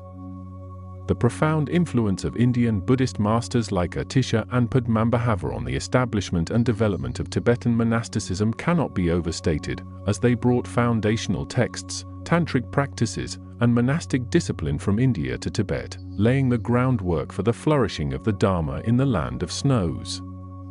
Atisha, an 11th century Indian master, was instrumental in the later dissemination of Buddhism in Tibet, emphasizing the importance of ethical conduct and the gradual path to enlightenment, which profoundly shaped the Kodam and later the Gelug traditions. Padmambhava, an 8th century tantric master, is revered as the second Buddha in Tibet, particularly by the Nyingma school, for his role in subduing indigenous spirits, establishing the first monastery at Sami, and introducing tantric practices, leaving an indelible mark on Tibetan religious culture. The translation efforts of Tibetan scholars, often working collaboratively with Indian pandits, were monumental, systematically rendering vast amounts of Sanskrit Buddhist literature into Tibetan, creating a comprehensive canon that preserved many texts lost in their original Indian context. The concept of Turtong, or treasure revealers, is intrinsically linked to the Terma tradition, as these individuals are believed to be specially designated by enlightened masters to discover and propagate the hidden teachings when the time is right, often through visionary experiences or by finding concealed texts and objects. These Turtong figures, often highly realized lamas themselves, play a crucial role in revitalizing and adapting the Dharma to new historical contexts, ensuring its continued relevance and vitality for future generations. The process of terma discovery is often accompanied by auspicious signs and prophecies, and the authenticity of a terma is typically validated by its profound spiritual impact and its alignment with core Buddhist principles, even if its form is novel or unexpected. The Turtong tradition highlights the dynamic and evolving nature of the Dharma, constantly manifesting in new ways to guide sentient beings towards liberation. The practice of circumambulation, known as kora in Tibetan, is a fundamental devotional act performed by pilgrims and monks alike, involving walking clockwise around sacred sites such as monasteries, stupas, mountains, or even entire cities, as a means of accumulating merit and purifying negative karma. This physical act of devotion, often accompanied by mantra recitation, prostrations, or the spinning of prayer wheels, is believed to generate immense positive energy and blessings, connecting the practitioner with the sacredness of the site. The kora routes around major monasteries and holy mountains, like Mount Kailash, are often well-trodden paths, worn smooth by centuries of pilgrims, each step a testament to unwavering faith and spiritual aspiration. The rhythmic movement of walking, combined with the meditative focus, creates a powerful spiritual experience, fostering a deep sense of connection to the Dharma and the sacred landscape. The monastic musical tradition, a rich and complex aspect of Tibetan Buddhist ritual, employs a distinctive array of instruments and vocalizations to create a unique soundscape that is both deeply spiritual and culturally significant. The long horns, dungchen, often several meters in length, produce deep, resonant tones that can carry for miles across the mountain valleys, symbolizing the sound of the Dharma pervading the world and calling practitioners to awakening. Cymbals, rolmo, and silnian, drums, no, and oboes, gyalling, are also integral to monastic orchestras, played with precise rhythms and melodies during ceremonies, often accompanying chanting and ritual dances, creating a powerful and immersive auditory experience.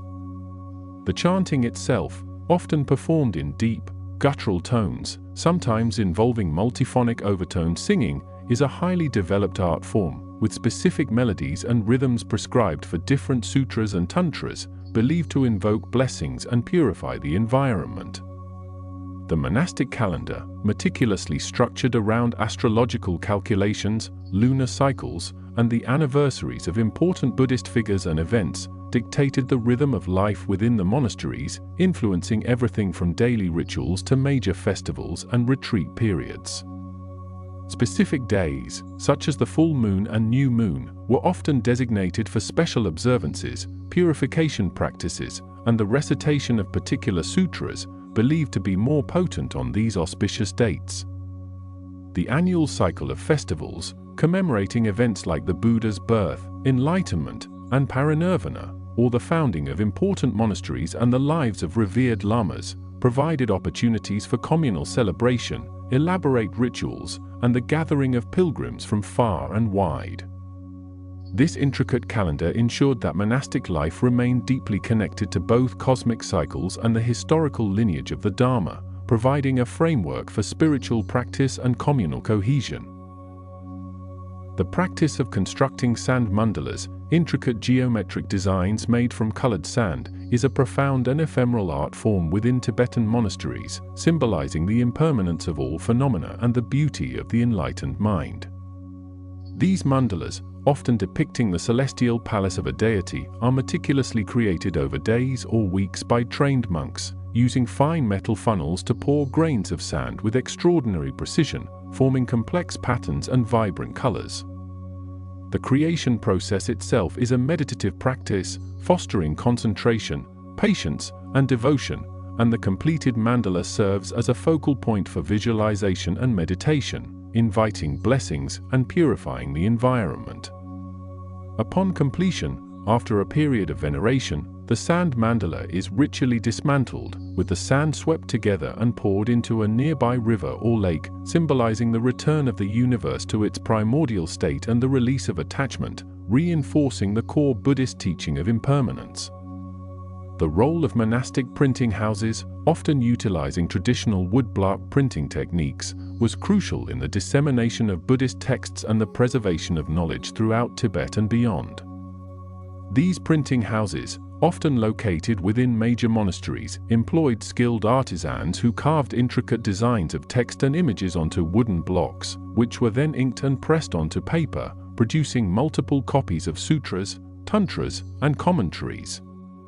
The creation of a single woodblock for a large text could take years of meticulous carving, representing an immense investment of time, skill, and resources, all dedicated to the propagation of the Dharma. The printed texts, often bound in traditional Tibetan style with loose leaves wrapped in cloth, were then distributed to other monasteries, lay practitioners, and scholars, ensuring the widespread availability and study of the sacred teachings. The tradition of monastic debate, particularly prominent in the Gelug school, is a highly formalized and intellectually rigorous practice designed to deepen understanding of Buddhist philosophy, sharpen critical thinking skills, and eliminate misconceptions. Monks gather in debate courtyards, often in the late afternoon, with one monk acting as the challenger and another as the defender, engaging in a rapid-fire exchange of questions and answers on complex philosophical topics. The distinctive hand gestures and vocalizations that accompany the debate, such as clapping after each question or striking the ground, serve to emphasize points, challenge arguments, and maintain the dynamic energy of the exchange, making it a vibrant and engaging spectacle.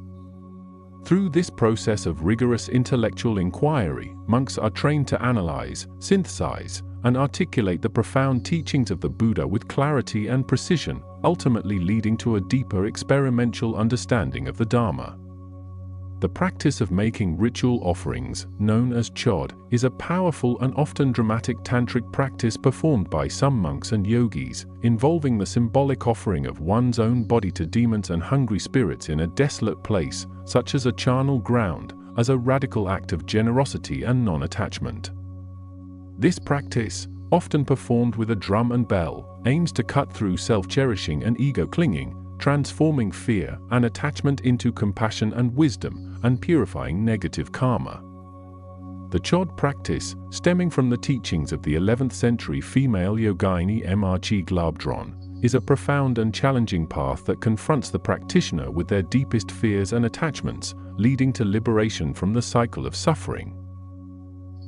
The architectural design of many Tibetan monasteries often incorporates elements of the local landscape, such as natural rock formations or caves, integrating them into the sacred space and reflecting a deep reverence for the natural world. Some monasteries are built directly into cliff faces, utilizing existing caves as meditation retreats or chapels, blurring the lines between human construction and natural phenomenon. This integration of nature into architecture not only provides practical benefits, such as shelter and insulation, but also imbues the monastery with a sense of organic connection to its environment, reinforcing the Buddhist understanding of interconnectedness and the sacredness of all existence. The rugged beauty of these mountain monasteries, often appearing to grow organically from the earth, stands as a testament to the profound harmony between human endeavor and the grandeur of the natural world, fostering a sense of peace and deep contemplation. The rugged beauty of these mountain monasteries, often appearing to grow organically from the earth, stands as a testament to the profound harmony between human endeavor and the grandeur of the natural world, fostering a sense of peace and deep contemplation. This architectural integration was not merely aesthetic but deeply practical, as the thick stone walls, often several feet in depth, provided exceptional thermal mass, absorbing the sun's warmth during the day and slowly releasing it through the frigid Tibetan nights, a crucial design element in a climate where temperatures could plummet dramatically. The strategic placement of windows, typically small and deeply recessed, further minimized heat loss while still allowing sufficient natural light to penetrate the inner chambers, illuminating the intricate murals and sacred texts within. Furthermore, The selection of building materials was almost exclusively local, utilizing readily available resources such as quarried stone, timber from high-altitude forests, and clay for bricks or plaster, thereby reducing the logistical challenges of construction in such remote and challenging terrains and ensuring that the structures were inherently suited to their specific geographical context. The roofs, often flat or gently sloped, were constructed with layers of packed earth and gravel over timber beams, providing excellent insulation against both extreme cold and the occasional summer rains, while also serving as accessible spaces for meditation or observation of the vast, star-filled night sky. Many monasteries incorporated natural caves or rock overhangs directly into their design, transforming these ancient geological formations into sacred meditation cells or protective sanctuaries, thus blurring the lines between human-made sanctuary and the primordial wilderness.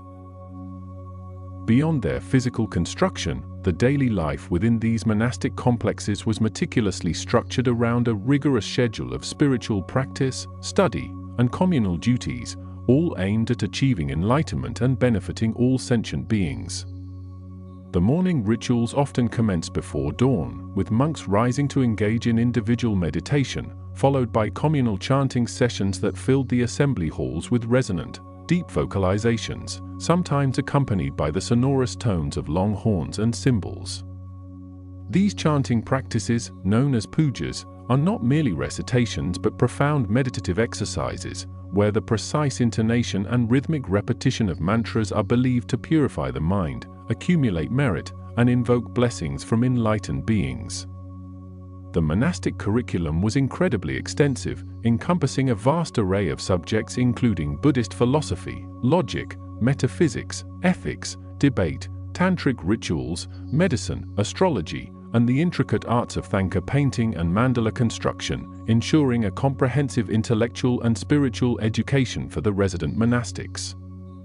Young monks, often joining the monastery as children, would begin their education with basic literacy and memorization of foundational texts, gradually progressing to more complex philosophical treatises and dialectical debates, which are a cornerstone of Tibetan Buddhist scholarship. The tradition of debate, known as chara, is a highly formalized and energetic practice where monks engage in rigorous intellectual discourse, challenging each other's understanding of Buddhist doctrine through precise questioning and logical argumentation, often accompanied by emphatic hand gestures and clapping.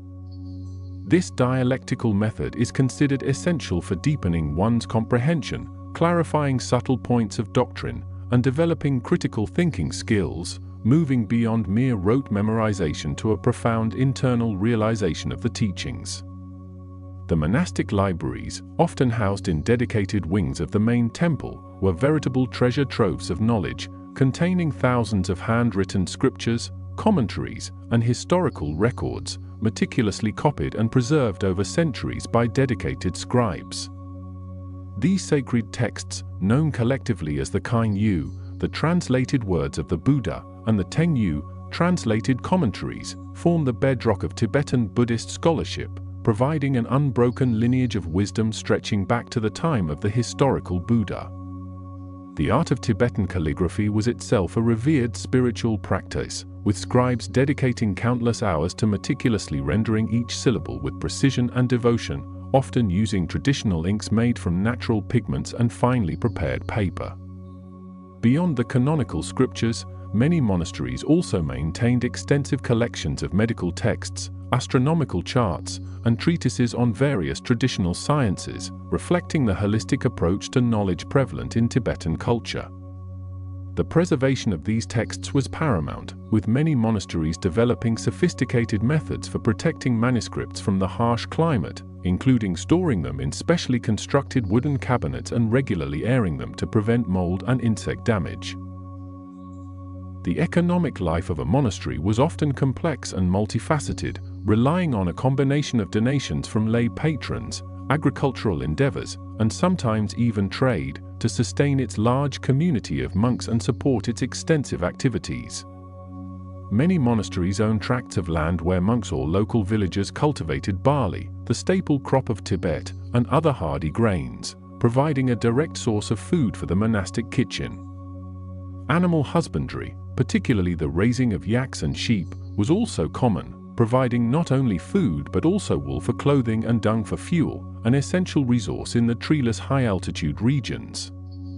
The production of religious artifacts, such as thankas, statues, and ritual implements, also contributed to the monastic economy, with skilled artisan monks creating these items for both internal use and for sale to pilgrims and devotees.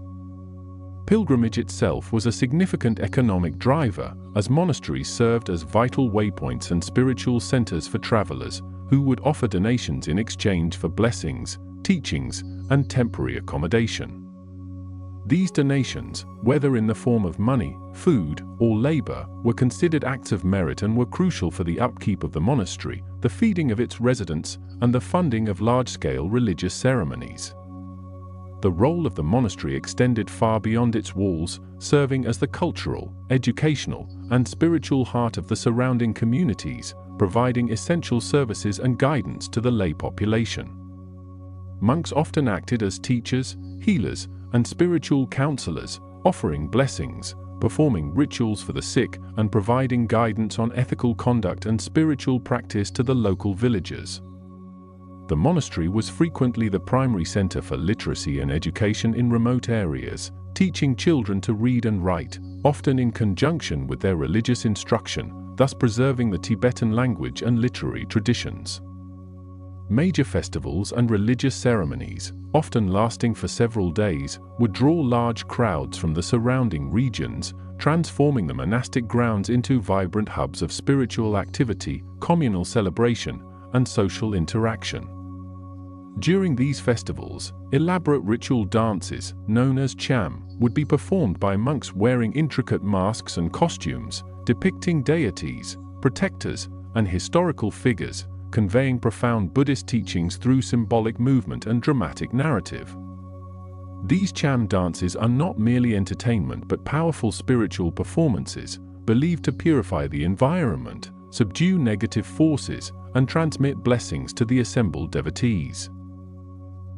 The construction of a new monastery or the expansion of an existing one was a monumental undertaking, often spanning decades and requiring the collective effort of entire communities, guided by the vision of highly revered lamas and master builders.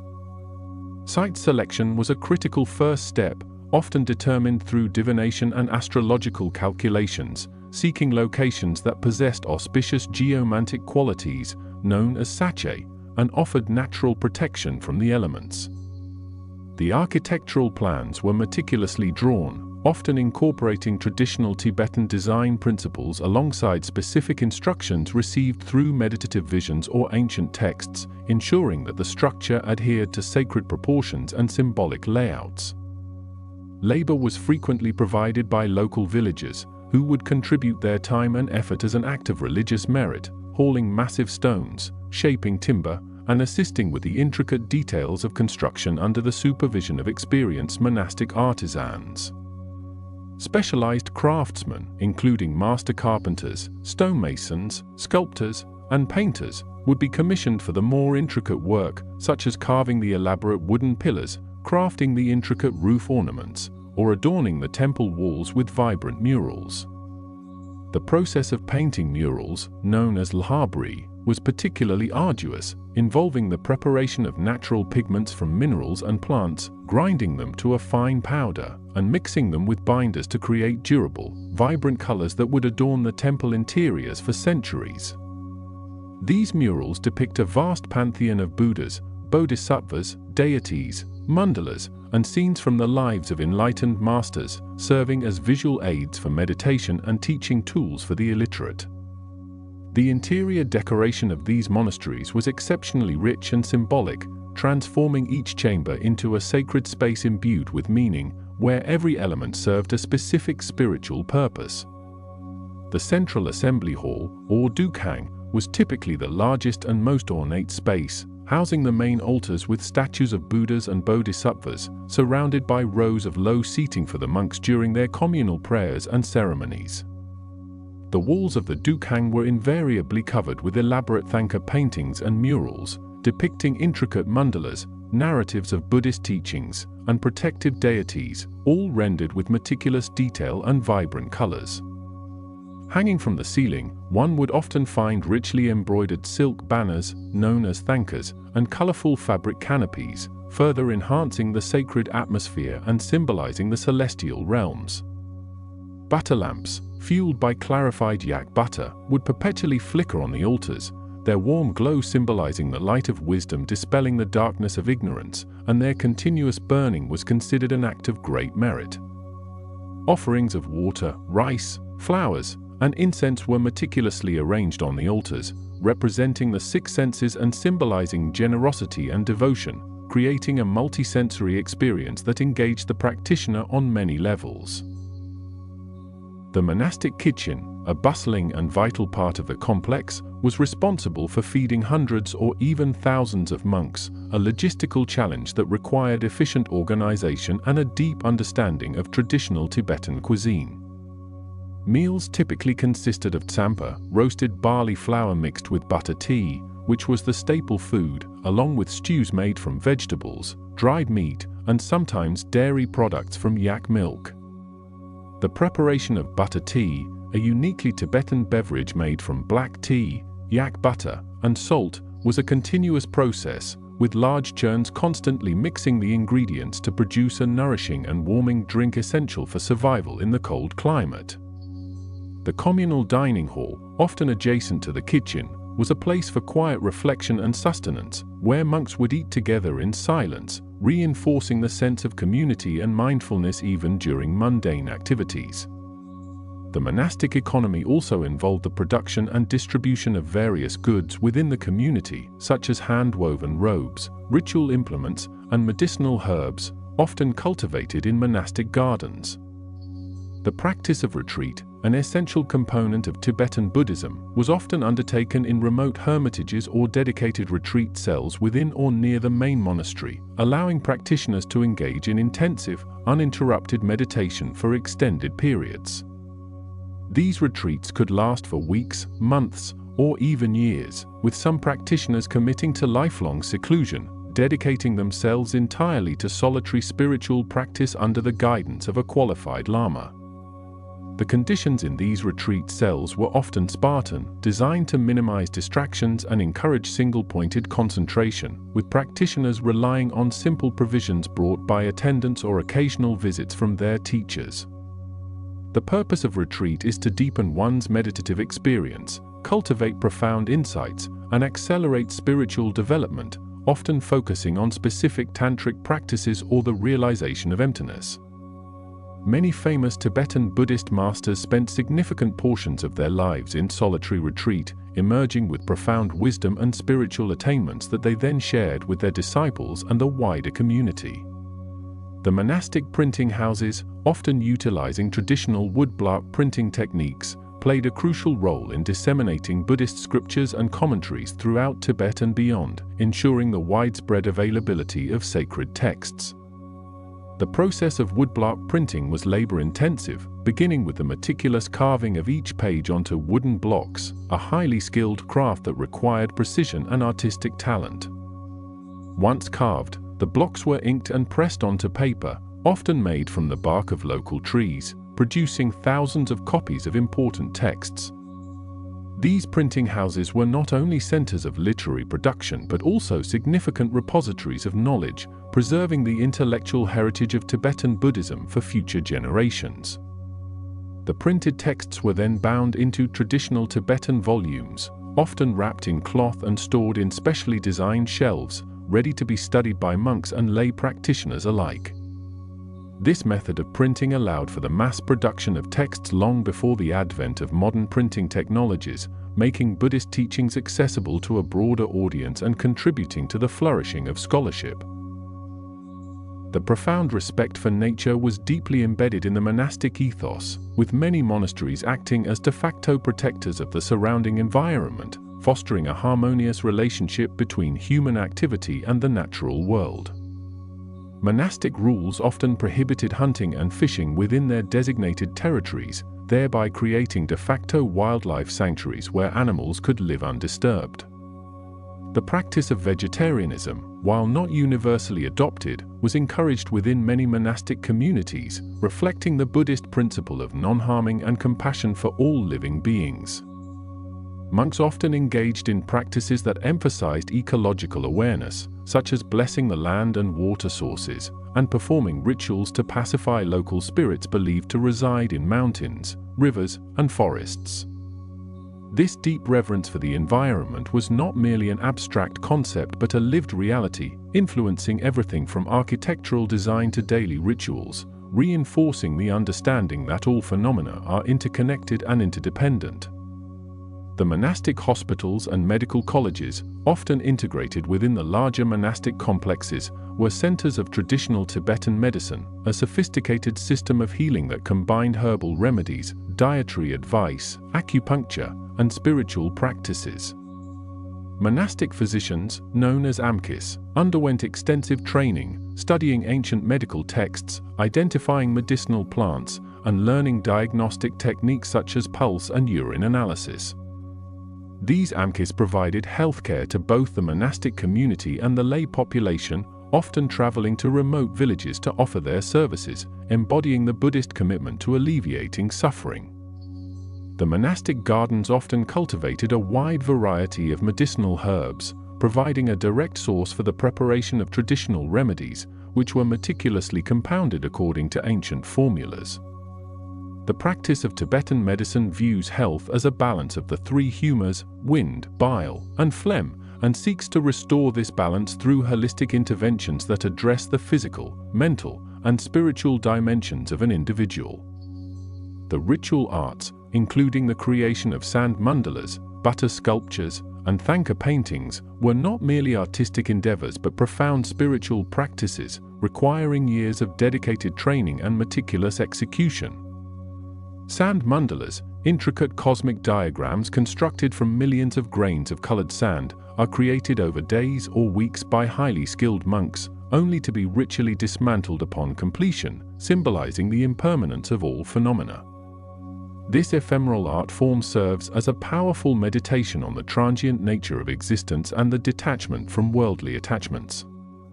Butter sculptures, known as torma, are elaborate offerings made from colored yak butter, often depicting deities, auspicious symbols, and intricate floral patterns, used during specific rituals and then ritually disposed of, embodying the offering of beauty and devotion. Thangka painting, a highly formalized art form, involves the creation of sacred scroll paintings that depict Buddhas, bodhisattvas, and mandalas, serving as visual aids for meditation and objects of veneration, with each stroke and color carrying symbolic meaning. The creation of these ritual arts is considered a form of active meditation, where the artist's mind is fully absorbed in the process, transforming the act of creation into a path to enlightenment. The role of specific monastic orders, such as the Gelug, Sakya, Kagyu, and Nyingma traditions, each with its unique historical trajectory, philosophical emphasis, and ritual practices, contributed to the rich tapestry of Tibetan Buddhism. The Gelug school, founded by Je Tsongkhapa in the 14th century, became the dominant tradition, known for its emphasis on rigorous scholarship, monastic discipline, and the institution of the Dalai Lamas as its spiritual leaders. The Sakya tradition, established in the 11th century, is renowned for its scholarly achievements, particularly in logic and epistemology, and its unique lineage of hereditary spiritual leaders. The Kagyu school, often referred to as the laurel lineage, places a strong emphasis on meditation and the direct transmission of teachings from master to disciple, with its practitioners often engaging in intensive retreat practices. The Nyingma school, the oldest of the four major traditions, traces its origins directly back to the 8th century introduction of Buddhism to Tibet by Padmambhava, and is characterized by its emphasis on ancient tantras and the discovery of hidden teachings known as termas. Each of these traditions developed its own distinctive monastic institutions, architectural styles, and ritual repertoires, yet all shared the fundamental goal of achieving enlightenment for the benefit of all beings. The process of reincarnation, particularly the recognition and enthronement of reincarnated lamas, known as tulkus, was a central and unique aspect of the monastic system, providing a continuous spiritual lineage and leadership. When a High Lama passed away, a meticulous search would commence for their reincarnation, often guided by prophecies, visions, and specific signs, leading to the identification of a young child believed to be the rebirth of the deceased master. Once identified, the child would undergo rigorous tests and examinations to confirm their identity, often demonstrating knowledge of their previous life or recognizing objects belonging to their predecessor. Upon confirmation, the tulku would be brought to the monastery, where they would receive a comprehensive education and spiritual training, preparing them to assume their role as a spiritual leader and guide for their community. This system of tulkas ensured the continuity of spiritual wisdom and leadership across generations, providing a stable framework for the transmission of Buddhist teachings and the administration of monastic affairs. The monastic calendar was intricately linked to the lunar cycle, dictating the timing of major festivals, ritual observances, and periods of intensive practice, creating a rhythmic flow of spiritual life throughout the year. Important dates included the full moon and new moon days, which were often designated for special pujas and merit-making activities, as well as the anniversaries of the birth, enlightenment, and parinirvana of the Buddha. Specific months were dedicated to particular practices, such as the month of Soga-dawa, commemorating the Buddha's enlightenment, which was a time for heightened spiritual effort, pilgrimages, and acts of generosity. The monastic year was also punctuated by periods of retreat, debate assemblies, and the performance of elaborate ritual cycles, all meticulously planned to align with auspicious astrological timings and traditional customs. This cyclical rhythm of monastic life, deeply intertwined with the natural world and cosmic patterns, fostered a profound sense of connection to the ancient traditions and the timeless flow of spiritual practice. The soundscape of a Tibetan monastery was a rich tapestry of auditory experiences, from the deep resonance of chanting and the clang of ritual instruments to the subtle whispers of prayer flags in the wind and the distant calls of mountain birds, all contributing to a unique meditative atmosphere. The deep, guttural chanting of monks, often employing overtone singing techniques, created a powerful vibrational field that was believed to purify the environment and invoke blessings, filling the assembly halls with a palpable spiritual energy. The sound of the dungchen, the long Tibetan horn, could carry for miles across the valleys, signaling the beginning of important ceremonies or calling monks to assembly, its profound bass notes reverberating through the mountain air. The rhythmic beat of drums, the clash of cymbals, and the ringing of bells accompanied many rituals, creating a complex percussive backdrop that guided the flow of ceremonies and enhanced their spiritual impact. Outside the monastery walls, the constant rustle of prayer flags, emblazoned with mantras and prayers, whispered their blessings into the wind, carrying positive energy to all corners of the world, a gentle, ceaseless hum that was a constant reminder of the pervasive spiritual presence. Even the silence within the monastery was profound, often punctuated only by the soft footsteps of monks, the turning of prayer wheels, or the distant sound of a yak bell, inviting a deep sense of introspection and inner peace.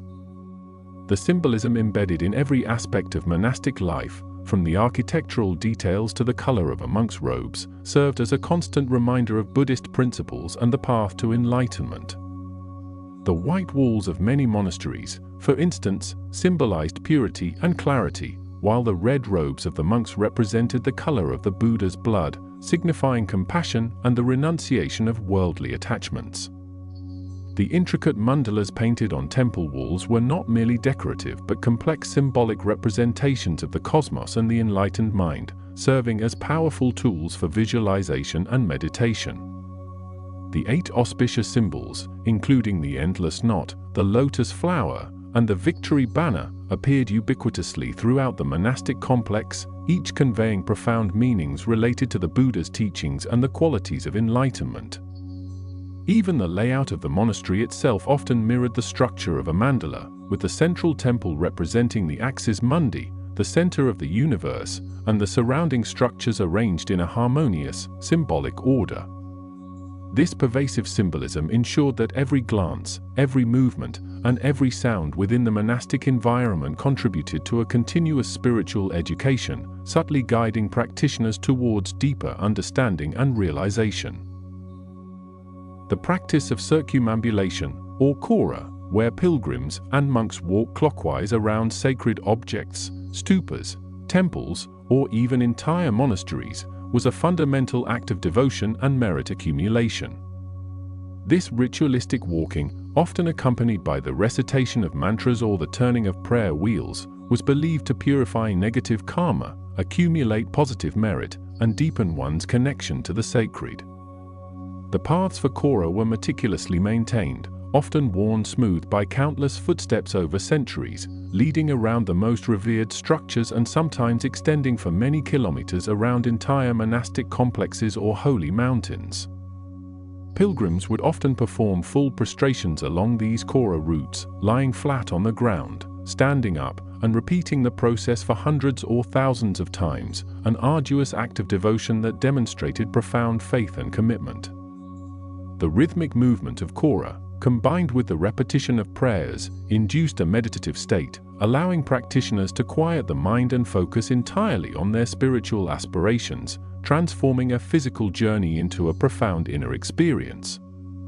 The role of the gompa, or meditation hall, as the spiritual heart of the monastery, was paramount, providing a dedicated space for communal prayer, individual meditation, and the transmission of teachings. These halls were typically adorned with elaborate altars, thangka paintings, and statues of enlightened beings, creating an atmosphere conducive to deep spiritual practice. The air within the gompa was often thick with the scent of incense, the faint aroma of butter lamps, and the lingering vibrations of countless hours of chanting and meditation, imbuing the space with a palpable spiritual energy. Monks would spend many hours each day within the gompa, engaging in a variety of practices, from silent meditation to elaborate ritual ceremonies, all aimed at cultivating wisdom and compassion. The architecture of the gompa itself was often designed to enhance the meditative experience, with high ceilings, natural light, and a sense of spaciousness, allowing the mind to expand and settle into a state of profound tranquility. The tradition of monastic education was not limited to theoretical study but also encompassed practical skills and vocational training, ensuring that monks could contribute to the self-sufficiency of the monastic community. This included training in carpentry, masonry, tailoring, cooking, and the intricate art of ritual implement making, allowing monasteries to produce many of the goods and services they required internally. Young monks would often apprentice with older, experienced monastics, learning these practical skills alongside their academic and spiritual studies, ensuring the preservation of traditional crafts and knowledge. This holistic approach to education fostered a well-rounded monastic community, capable of sustaining itself and serving the broader lay population in a variety of capacities, reinforcing the monastery's role as a vital center of both spiritual and practical wisdom. The integration of practical skills with spiritual development underscored the Buddhist principle that all activities, when performed with mindfulness and right intention, can become a path to enlightenment, transforming even mundane tasks into sacred acts. The integration of practical skills with spiritual development underscored the Buddhist principle that all activities, when performed with mindfulness and right intention, can become a path to enlightenment, transforming even mundane tasks into sacred acts. Beyond the immediate practicalities of daily monastic life and the rigorous academic pursuits, the monasteries also served as crucial repositories of ancient texts, preserving countless sutras, tantras, commentaries, and historical records that might otherwise have been lost to the ravages of time or political upheaval, meticulously copied and safeguarded within their sacred libraries. These vast collections, often housed in specially constructed wings with intricate shelving systems and climate-controlled environments, though rudimentary by modern standards, still remarkably effective, represented the accumulated wisdom of centuries, spanning diverse fields from philosophy and medicine to astronomy and art, all considered integral to the holistic understanding of existence. The process of creating these sacred texts was an elaborate and highly skilled endeavor, involving specialized scribes who would meticulously hand-copy scriptures onto long, narrow strips of paper made from local plants, such as the Daphne plant, known for its durability and resistance to insects, ensuring the longevity of these invaluable spiritual resources. Each page was carefully prepared, often dyed with natural pigments to protect against deterioration, and then inscribed with precise, elegant calligraphy using traditional bamboo pens and rich, black ink derived from soot and animal glue, a practice considered a profound act of devotion in itself. The binding of these texts was equally significant, typically involving wrapping the unbound pages in silk cloth and encasing them between two wooden boards, which were then secured with straps, creating the distinctive pothai style that allowed for easy handling and protection during study and ritual use.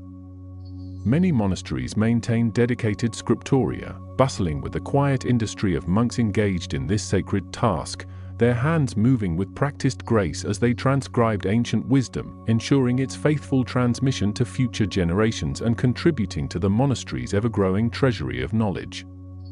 These monastic libraries were not merely storage facilities but active centers of scholarship, where monks would spend countless hours poring over texts, debating intricate philosophical points, and composing their own commentaries, thereby continuously enriching the intellectual and spiritual landscape of Tibetan Buddhism.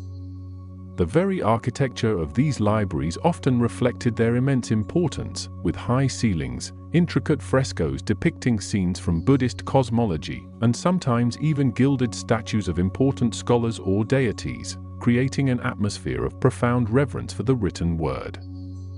Access to these sacred collections was often carefully regulated, with senior lamas and highly accomplished scholars having privileged entry, while junior monks would gradually gain access as their studies progressed, emphasizing the structured and hierarchical nature of monastic education.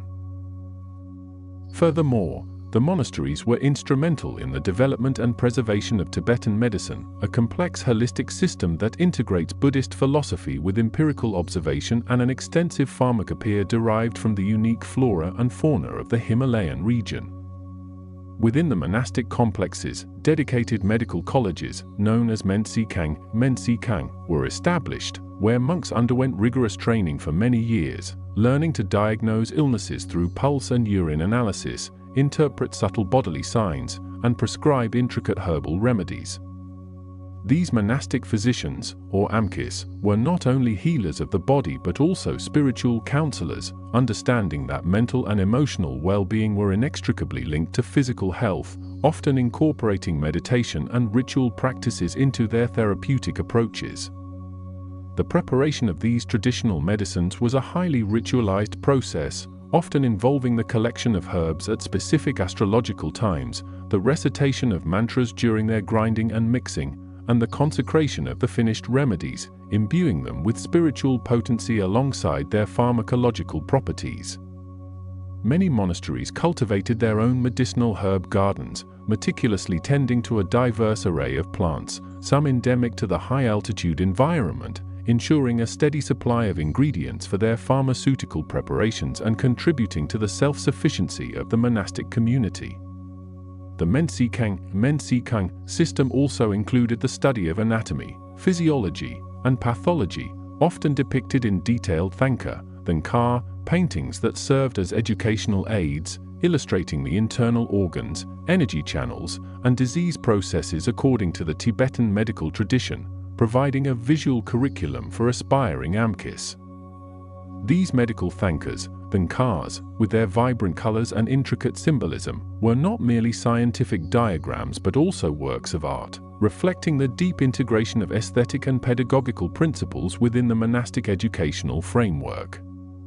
The knowledge of Tibetan medicine was often passed down through generations within specific monastic lineages, with senior amkis mentoring younger monks in a highly personalized and intensive apprenticeship model, ensuring the continuity and integrity of this ancient healing art.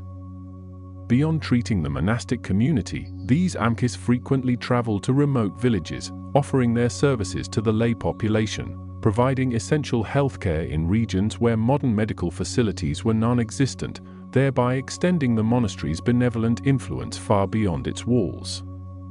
This outreach was a practical manifestation of the Buddhist principle of compassion, demonstrating the monastery's commitment to alleviating suffering in all its forms, both spiritual and physical. Another profound contribution of the monasteries was their role in fostering and developing Tibetan art forms, particularly Thangka painting, sculpture, and mural art, which served as both devotional objects and powerful visual teaching tools, transmitting complex Buddhist doctrines through symbolic imagery.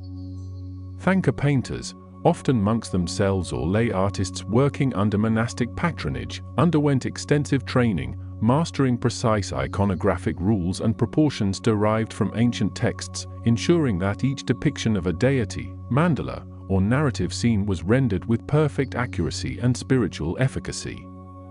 The creation of a thangka was a lengthy and meticulous process, beginning with the preparation of the canvas, typically cotton or linen, stretched tautly over a wooden frame and then coated with a gesso made from animal glue and chalk, providing a smooth, absorbent surface for the pigments.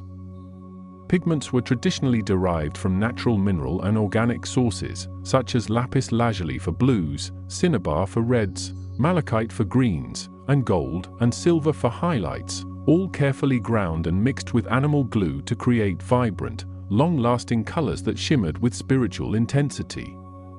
The iconography of thangkas is incredibly rich and complex, with every gesture, color, posture, and attribute of a deity carrying specific symbolic meaning, conveying profound philosophical concepts and guiding practitioners on their path to enlightenment. For example, the multiple arms of a deity might symbolize their ability to perform many enlightened activities simultaneously, while specific hand gestures, or mudras, convey particular teachings or states of mind, such as fearlessness or meditation. Mandalas, intricate geometric diagrams often painted as thangkas, represent cosmic palaces and serve as aids for meditation and visualization, guiding the practitioner through symbolic thresholds towards the pure realms of enlightened consciousness. The process of painting a thangka was often accompanied by prayers and meditations, transforming the artistic endeavor into a spiritual practice, with the artists striving to purify their own mind as they depicted the pure forms of the Buddhas and Bodhisattvas. Once completed, a thangka would often undergo a consecration ceremony, during which a high lama would imbue it with spiritual energy, transforming it from a mere painting into a sacred object capable of inspiring devotion and facilitating spiritual realization. Similarly, monastic sculptors created exquisite statues of Buddhas, Bodhisattvas, and revered lamas, often using clay, wood, or various metals such as copper and brass, sometimes gilded with gold leaf, which were then placed in temples and shrines for veneration and meditation. The creation of these sculptures, like thangkas, adhered to strict iconographic guidelines, ensuring that the proportions and attributes of each figure were perfectly rendered according to scriptural descriptions, thereby accurately representing the enlightened qualities they embodied. The process of making a metal statue often involved the lost wax casting method, a highly skilled technique where a wax model is created, encased in clay, melted out, and then molten metal is poured into the resulting mold, allowing for intricate details and durable forms. Many statues contain sacred relics, mantras, or precious substances placed within their hollow interiors before being sealed, further enhancing their spiritual power and transforming them into potent conduits for blessings and inspiration. Mural paintings adorned the walls of temples, assembly halls, and circumambulation corridors within the monasteries, depicting vast narratives from the Jataka tales, stories of the Buddha's previous lives, as well as scenes from Buddhist cosmology, historical events, and the lives of important saints and teachers. These murals served as a continuous visual education for both monks and lay pilgrims, illustrating moral principles, spiritual paths, and the interconnectedness of all phenomena, transforming the monastic architecture into a living scripture. The scale of these murals was often monumental, covering entire walls and ceilings with intricate compositions, vibrant colors, and dynamic storytelling, requiring immense artistic skill and collaborative effort over many months or even years. The pigments used for murals were similar to those for thangkas, but often mixed with lime plaster, allowing them to adhere directly to the wall surfaces and endure for centuries, despite the harsh environmental conditions. The preservation of these ancient murals, often requiring delicate restoration work by specialized monastic artists, is a testament to the enduring reverence for these sacred visual narratives and their role in transmitting the Dharma. The monasteries also played a crucial role in the development and performance of sacred monastic dances, known as cham, which are elaborate masked dances performed during specific religious festivals, serving as powerful ritual dramas that convey profound Buddhist teachings and purify the environment. These cham dances are not merely entertainment but highly ritualized ceremonies, performed by monks wearing intricate costumes and elaborate masks representing various deities, protectors, and symbolic figures, each with specific movements and symbolic meanings. The performances are accompanied by traditional monastic music, featuring long horns, dungchen, cymbals, rolmo, drums, no, and oboes, gyaling, creating a resonant and immersive auditory experience that complements the visual spectacle. Each cham dance tells a specific story or enacts a particular ritual, such as the subjugation of evil spirits, the purification of negative karma, or the celebration of enlightened wisdom, thereby actively engaging the community in a collective spiritual experience. The training for cham dancers is rigorous and lengthy, often beginning in childhood, as monks must master complex choreographies, precise gestures, and the ability to embody the spiritual essence of the characters they portray, requiring both physical discipline and deep spiritual understanding. The masks themselves are often works of art, meticulously crafted from papier-mâché or carved wood, painted with vibrant colors, and adorned with symbolic elements, representing the wrathful or peaceful aspects of deities, each designed to evoke a specific spiritual response in the observer.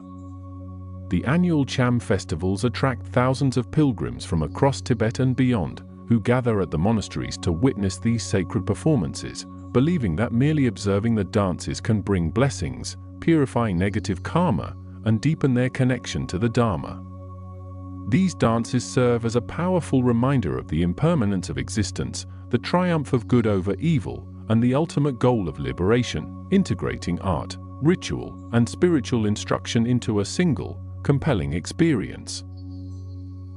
Beyond the visual and performing arts, monasteries were also centers for the cultivation of sacred music and chanting, which are integral to virtually all Tibetan Buddhist rituals and meditations, serving to create a conducive atmosphere for spiritual practice and to transmit the teachings through sound. The unique vocal techniques employed in monastic chanting, including the deep, resonant multiphonic chanting known as kume or overtone singing, where a single monk can produce multiple distinct pitches simultaneously, are highly specialized and require years of dedicated practice. This profound vocalization is often accompanied by the rhythmic sounds of monastic instruments, such as the dungchen, whose deep, resonant tones can carry for miles across the mountain valleys, symbolizing the vastness of the Dharma, and the gyaling, whose piercing, reedy sound adds a melodic counterpoint. The chanting of sutras, mantras, and prayers is not merely recitation but a form of meditative practice, where the sound itself becomes a vehicle for concentrating the mind, purifying negative emotions, and invoking the blessings of enlightened beings. Each monastery often developed its own distinctive chanting styles and musical traditions, passed down through generations of monks, creating a rich tapestry of auditory spiritual practices across the Tibetan plateau. The careful intonation, precise rhythm, and collective harmony of monastic chanting are believed to create a powerful energetic field that can transform the environment, purify the minds of listeners, and facilitate spiritual insight. During major rituals and ceremonies, the combined effect of hundreds of monks chanting in unison, accompanied by the sonorous instruments, creates an awe-inspiring and deeply moving experience that transcends linguistic barriers and resonates directly with the spiritual heart. The preservation of these ancient musical traditions, often through oral transmission and rigorous training, is another testament to the monastery's role as cultural custodians, safeguarding a unique aspect of humanity's spiritual heritage. The The development of the Tibetan calendar system and the practice of astrology, known as Karzai, were also deeply intertwined with monastic life, as these disciplines were essential for determining auspicious dates for rituals, festivals, and agricultural activities, and for providing guidance on personal and communal matters. Monasteries often housed specialized departments or individual monks who were highly skilled in astronomical observation and astrological calculations, meticulously tracking the movements of celestial bodies and their perceived influences on earthly events. The Tibetan calendar is a lunisolar calendar, meaning it combines elements of both lunar and solar cycles, and its calculations are complex, involving intricate mathematical formulas and astronomical tables, often incorporating elements from Indian and Chinese astrological traditions. Astrologers within the monasteries would consult ancient texts and perform elaborate calculations to create annual almanacs, which provided predictions for the year ahead, advised on favorable times for various undertakings, and offered guidance on health and well-being. These monastic astrologers were highly respected figures, sought after by both the lay population and political leaders for their insights into auspicious timing, helping to guide decisions ranging from the construction of new buildings to the timing of important journeys or marriages. The practice of astrology was not seen as mere fortune-telling but as a sophisticated system for understanding the interconnectedness of cosmic and earthly phenomena, allowing individuals to align their actions with the natural rhythms of the universe and thereby minimize obstacles and maximize positive outcomes.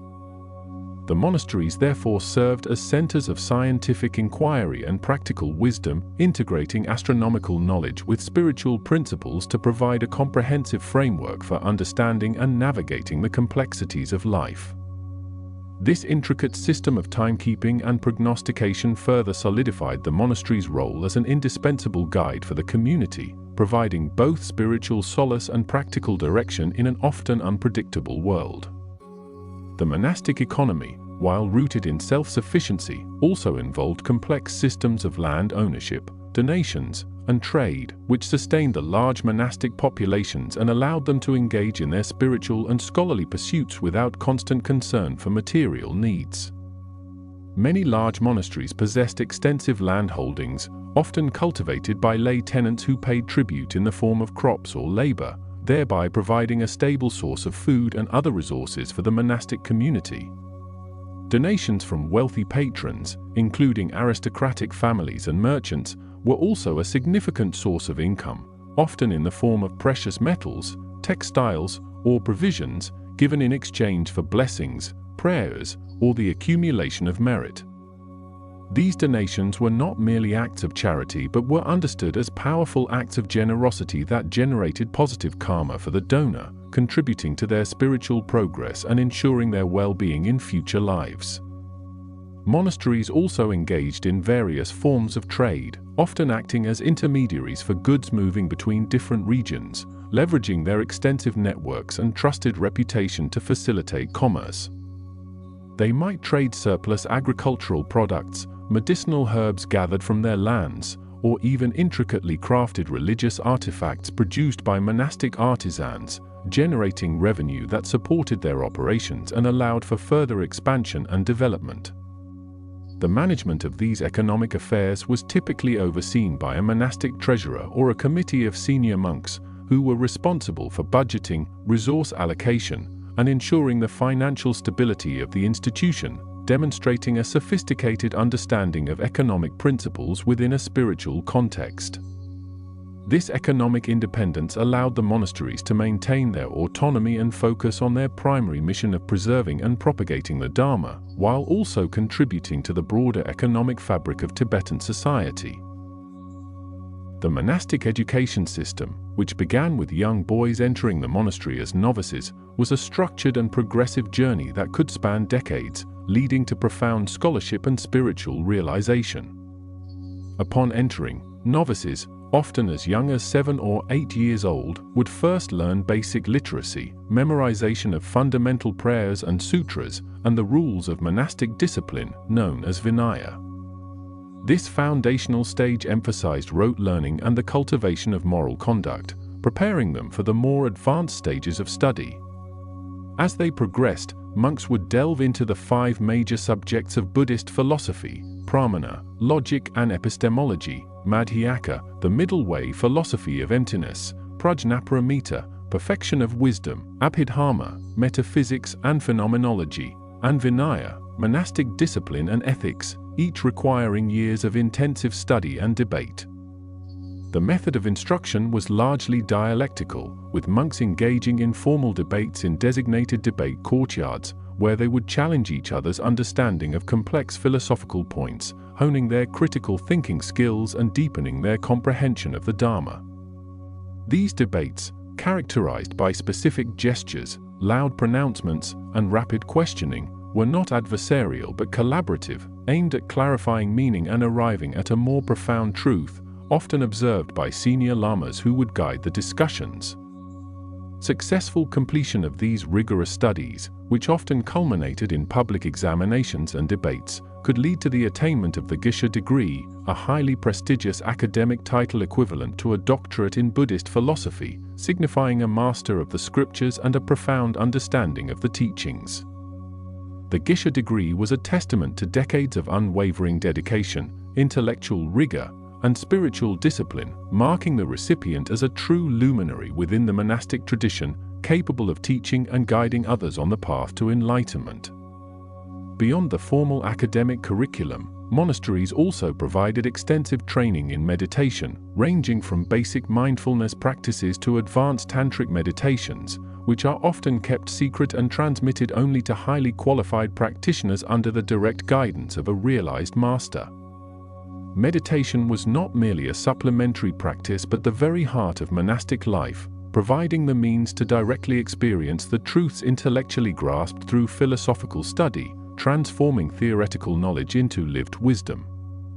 Monks would spend countless hours in solitary retreat or communal meditation halls, cultivating states of calm abiding, shamatha, and penetrative insight, vipassana, aiming to purify the mind, develop compassion, and realize the ultimate nature of reality. The practice of visualization, particularly in tantric traditions, involved intricate mental construction of deity mandalas and self-identification with enlightened forms, serving as powerful tools for transforming ordinary perception into pure vision and accelerating the path to Buddhahood. The guidance of a qualified lama, or guru, was considered absolutely essential for effective meditation practice, as they could provide personalized instructions, correct misconceptions, and transmit the blessings and insights of their lineage directly to the student. This guru-disciple relationship was a cornerstone of the monastic spiritual path, emphasizing the importance of direct transmission of wisdom from an experienced guide, ensuring the authenticity and efficacy of the practices.